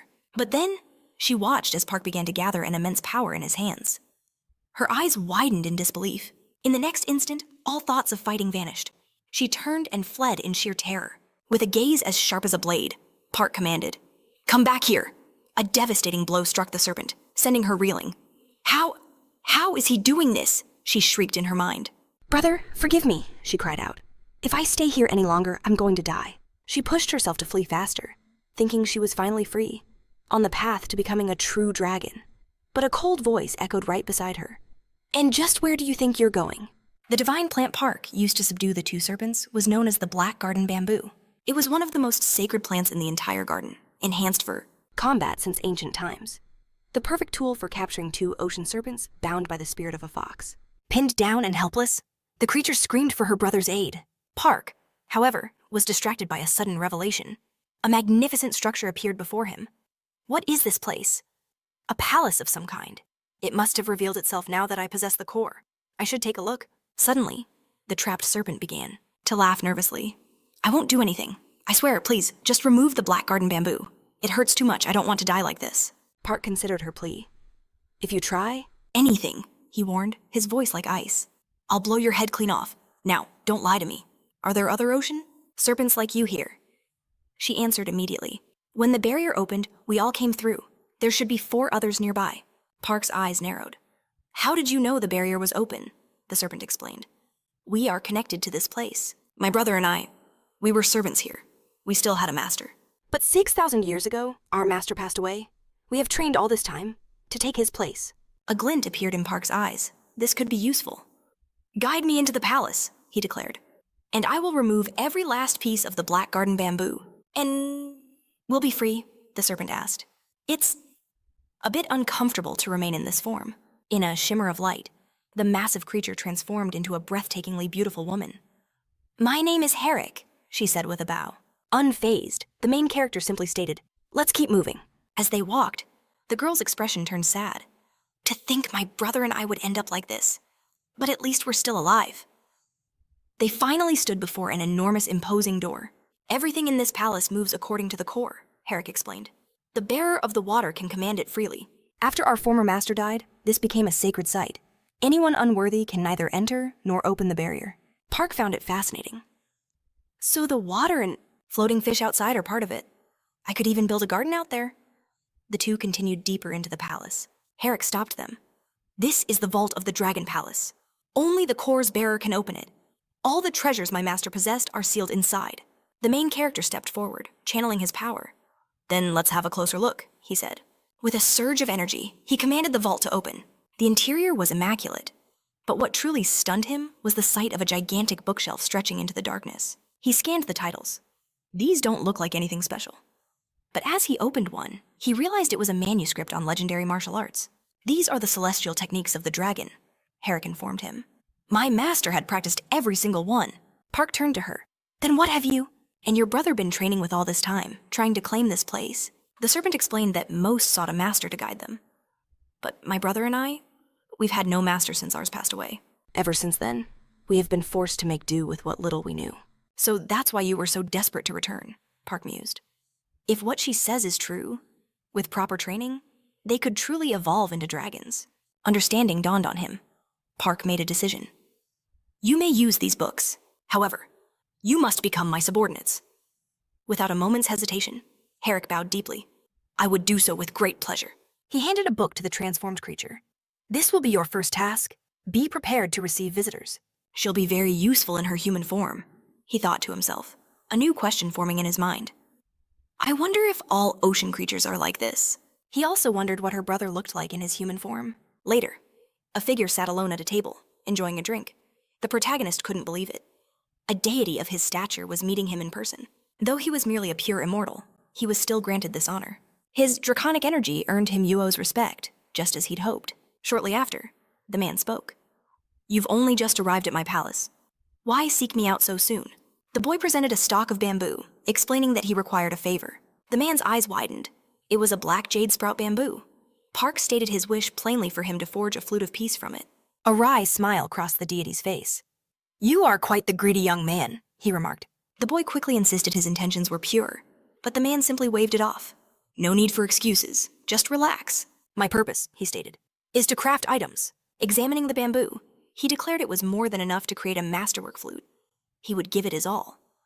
Park was stunned by his swift analysis. This truly was the work of an excellent craftsman. But as the deity prepared to leave, the protagonist revealed he had one more request. In a flash of light from a storage spell, a formidable sword materialized in his hand. This was a blade he'd discovered deep within the ancient Dragon King's vault. The moment he grasped it, a terrifying aura surged forth, threatening to overwhelm him. It was a strange energy, far beyond simple rage. A bloodthirsty hunger washed over him, the desperate craving of an assassin eager to kill. Park knew this was a problem. The weapon was incredibly useful. But in his current state, he couldn't possibly wield it. Looking at the sword, the craftsman noted that something about it was unusual. He then reached for the blade. Park cried out, Wait, that sword is unlike any other. But the man held it with ease, leaving Park utterly shocked by the sight. He had struggled to even control the weapon's power. This was the true might of the world's greatest craftsman, the one who held the title of Fire Deity. The deity then began to explain, the sword, it was possessed by a wicked energy, forged by the dwarves of the north. Its power was immense, but it carried a terrible curse that could destroy its wielder. However, there was a solution: a new scabbard. A custom scabbard could contain and seal its malevolent energy, allowing him to use it only when the blade was drawn. But remember this, the deity warned. Even if you master it, that sword will not be satisfied until it has tasted your blood. Understanding the grave warning, Park promised he would keep it in mind. The fire deity then declared he would return once the flute and scabbard were complete. Sometime later, the protagonist was studying intently. The treasures in this place were incredible. He never imagined such things existed. He had so much to learn, especially with the bear gone. Knowledge was a weapon he could never have too much of. Just then, the serpent, still in her human form, called out to him, announcing a visitor had arrived. Moments later, an elder stood before him. "Are you the new king of this palace?" he inquired, introducing himself as Tabik, from the immortal sacred temple. He spoke of a legend, of a man on a mountain in Jojian who served the nation's deities through rituals. But the truth, he explained, was different. There were 8 mountains, each home to a powerful immortal. Thus, the palace had decreed that the mountain would return to its sacred purpose, a temple dedicated to the gods. Years later, the practice was abolished. But now, the door to heaven has reopened, and the Korean Republic's government has permitted the immortals to reclaim that sacred ground. And the man standing before him was the master of that place, known to all as the current owner of the mountain. Park bowed respectfully, saying it was an honor and that he should have paid his respects sooner. But the man waved it off. He was just passing by and decided to visit. Adding that he had brought a disciple with him, a young woman stepped forward and introduced herself. "I am the elder's youngest disciple, Shin. It is a pleasure to meet you." Seeing the girl's face, the protagonist was taken aback. "Let us speak inside," he managed, asking them to follow him. As they walked, Park's mind raced. The girl had changed so much. He couldn't believe she had become the disciple of this great priest. But this visit was far too strange to be a coincidence. He had to wonder, what could the priest possibly want from him? The priest finally broke the silence, his gaze fixed on our hero's relationship with the bears of the wild. The boy explained that they were profoundly complex beings, masters of their own domain between heaven and earth. He admitted he owed them a great debt, having forged a friendship with one through a hard-won bond. The priest mused that Park hadn't even lived 100 years, yet had already ascended to the rank of a pure immortal and commanded his own palace. He had witnessed few young talents achieve so much, so quickly. Introducing his disciple, he spoke of her youth and magnificent skills, a warrior on the very verge of the celestial immortal realm. And with that, he laid out a wager, asking what our hero thought about personally training his prized student. The protagonist narrowed his eyes, asking if the master meant for them to train together. The old man affirmed the idea with a knowing smile, certain they would make for excellent sparring partners. But he wasn't finished. "Who knows?" he added. "She might even become your wife." Park was utterly blindsided, the words echoing in his mind. This, the master declared, was the true reason their training must begin at once. All the while, the girl's expression was a storm of silent fury. Park quickly composed himself and apologized, stating he had no interest in such a relationship. Immediately, the master advised him that swift, decisive action was the key to advancing his cultivation. Furthermore, if the union were to happen, Park would become his son-in-law, and he was not the type to treat his family poorly. As he spoke, he placed a jade jar on the table. Park's eyes widened in shock as he sensed the power radiating from its contents. He realized this treasure could conceal the irregular nature of his physique. It was a medicine beyond anything he had ever seen. Gazing at the jar, he confirmed its value. It was an artifact of immense rarity and power. In a final attempt to refuse, Park informed the man he had already promised himself to another. The master simply chuckled, calling him resistant. He argued that for cultivators, earthly bonds were trivial. Why settle for one wife, when he was destined for greatness far beyond that of a common man? As our hero observed, the girl's simmering resentment, he made a startling decision. He would accept this proposal. Despite feeling a pang of pity for her, his words were resolute. He would accept her as his student, and as his bride. Several days passed as the two began their training. Soon, a miniature blue cloud of pure energy started to coalesce between his fingertips.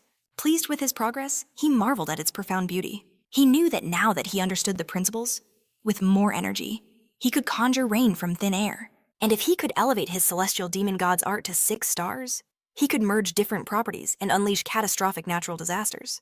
The desire to reach that level burned within him, He had to achieve 6 stars as quickly as possible. Just then, the serpent appeared in her human form, calling out to him. The young lady wished to take her meal in her room. A smirk played on Park's lips. This was the perfect time to use Tybek's mortal stratagem. He instructed her to let the girl in. Meanwhile, the young woman was in the main character's store, contemplating her fate. To be bound to a dragon was a strange and shocking destiny. Although she was completely against it, she knew this was all her master's design. Moments later, the girl opened the door, apologizing for the intrusion. Our hero was lounging inside, asking if she had arrived. He gestured around the room, which he'd decorated in the style of mortals, and asked for her opinion. Visibly flustered, the girl thanked him for his consideration. At that moment, Park's friendly demeanor vanished. He asked if she truly wanted this, because her expression screamed her unhappiness. It was absurd for her to pretend she was his equal. Then, his voice dropped, laced with ice. Did she really think he was ignorant of the fact that her master had offered her up along with that treasure? He questioned how she could have possibly earned the title of Celestial of Beck. Hearing his words, the girl's composure finally shattered into pure rage. With a flash of steel, she drew her sword. She declared that if he insulted her master again, she would not forgive him. In response, our hero summoned one of his powerful spirits. Laughing coldly, this was becoming more interesting. A mere human dared to threaten him. He declared that he was the king, and this was his palace. No matter how high she flew or low she crawled, a mere celestial immortal could do nothing to him here. The overwhelming spiritual pressure slammed down on the girl, forcing her to stay silent on the ground. Moments later, the protagonist told her to follow him, claiming he had a better way to solve everything. Then, he revealed a mysterious object, commanding her to eat it, staring at his offering. The girl's mind raced. What could it be? As she took the item, she wondered if it was a legendary life pill, meant to preserve the 8 treasures. She dismissed it as a mere common pill, deeming it unnecessary for her current strength. Yet, the protagonist's peerless alchemy hinted this creation held an unfamiliar, potent power. Finding no visible flaw, she decided to indulge her curiosity and consume the mysterious concoction. A shock coursed through her as the elixir took effect. It was a masterpiece of refinement, utterly tasteless and odorless, a sensation her master's finest medicines had never achieved. More astonishingly, the internal injuries she carried vanished without a trace, and raw power surged within her very core. The girl demanded to know the secret behind this miraculous technique. Park simply stated it was a blend of supreme ingredients and his unrivaled divine alchemy. "You should rejoice in your newfound power," he confidently declared. Suddenly, she realized her master was a rather formidable presence to contend with, and he clearly had no intention of sharing the art of unlocking this scepter's true power with her. Then, with an audacious smirk, Park asked the girl how she felt about them presenting themselves as husband and wife to the world. She challenged him. "Do you truly believe my master's all-seeing eyes won't uncover this deception?" Park countered. "Does your master have no desire to consume the potent elixirs I craft?" At that precise moment, a sudden realization struck the young woman, leaving her utterly stunned by his implication. Park then declared he would continuously bestow her with unparalleled elixirs, but in return, she must hand over the enigmatic blue void eye. Considering the immense power surge from his previous pill, the girl harbored not a shadow of a doubt in his abilities. A pact was sealed, yet the girl insisted he secure one crucial vow. As the blue void eye was an ingredient of sacred value, he must inform her the moment he intended to wield its power. Park merely scoffed, replying that should she ever deem his use inappropriate, she would simply run weeping to her master's embrace. Moments later, the girl's curiosity piqued. "What do you intend to create with it?" she inquired. Park revealed his plan he would craft a divine liquor from the item. Utterly flabbergasted, a wave of profound regret washed over the girl. Had she truly made the right choice in trusting such a treasure to this audacious boy? Some time passed, and the protagonist was already savoring his creation. He mused that the essence of his medicine seemed to have shifted, while seemingly less potent in raw quantity. Its effects now manifested with blinding speed, endured for extended periods, and overall, were far more profound. Having mastered this new alchemical path, it was time to consume the refined essence and finally unleash the blue void eye's power into a grander creation. Soon after, the girl stumbled back onto the scene, evidently inebriated and spewing a flurry of incoherent demands. She insisted he fulfill a promise, to give her something else. Unable to further endure her drunken antics, Park asked his disciple if he could escort her away, leaving the girl's face flushed with fury. "Don't you dare ignore me," she shrieked. "My father is a high-ranking firefighter, bestowed with presidential honors. And what's more, that old man has been sneaking out," she slurred, thinking no one would ever discover his secret. Park's eyes gleamed with surprise. He had unexpectedly stumbled upon an intriguing revelation. He would devise a meticulous plan to strategically exploit this newfound leverage. But first, he must properly utilize the formidable item in his possession. Days later, the protagonist found himself in a secluded clearing deep within his forest territory. This was a perfect spot, he mused, for such transcendent ingredients emitted a powerful aroma. It would be a grave risk if the Immortals of Su detected the potent aura. Then, with a decisive motion, he unsealed the jar, and a mystical radiance erupted forth from its depths. Park marveled. The mere fragrance was enough to make him reel from its intoxicating allure. This divine drink held the essence of legendary immortality peaches, cultivated to unprecedented size and unparalleled flavor by utilizing potent bee carcasses as fertilizer. As the protagonist poured the shimmering liquid into his cup, he mused that such a concoction could indeed bewitch even the most resolute mind. Suddenly, a presence materialized behind him. Park swiftly donned his mask, a chilling thought crossing his mind and immortal, for he had sensed absolutely nothing. The mysterious figure chuckled. "There's no need for such caution, young one. I am merely an old soul with a profound appreciation for fine liquor." Observing the man, the protagonist felt a flicker of recognition. The elder then inquired, "Would you mind sharing a sip, young one? This aroma is simply impossible to ignore." Park graciously extended the cup. The elder's face lit up, overwhelmed with delight at the divine offering. "You are exceptionally generous, young man," he praised. "It would be a grave sin to refuse such an offering." He then savored the liquor, proclaiming it the absolute pinnacle of all liquors I have ever consumed, a taste I haven't encountered in countless eras. Park responded, recalling the man's words. "You once told me that if you perished, you would eternally lose the memory of such liquor." He then added, "Your junior, whom you introduced, is quite late." This free spirit, a man who once roamed the lands, had fallen utterly in love with the taste of Imperial Palace liquor and had since settled in the secluded northern mountain territory. He was one of the 8 legendary immortals of China. His name, Dongbai. With his celestial evasion sword, he had slain dragons and vanquished great evils. And now, it was his duty to greet the new ruler of heaven and earth, the master of the immortal sword. But the elder had a surprising proposal for Park. Since his previous pact was dissolved, he would now consider our hero his sworn brother, asking if he understood the weight of this bond. Park questioned him immediately. "As a Dragon King, aren't you breaking the rules?" The elder admitted the situation was unusual. He hadn't realized Park was the new Dragon King, which is why the offer of brotherhood felt so natural. Park simply gestured to the liquor, its divine aroma speaking volumes of its worth. A brew so magnificent it could be the work of a god, or a form of judgment itself. The old immortal suddenly held up a hand, begging him to stop. He confessed his embarrassment over his boasts of drinking, unable to bear such flowery praise any longer. Though their pact was for agriculture, he now had to decide be rigid with the rules, or be fair. Park then made a clever suggestion, noting that his own superiors would surely scold him for being addressed with such a high title. Therefore, they should take this heavenly liquor and visit his ancestral sanctuary together. The elder's eyes lit up. If that was the case, then nothing could be better. He thanked the hero for saving his life, vowing that if Park ever needed help, he only had to call his name.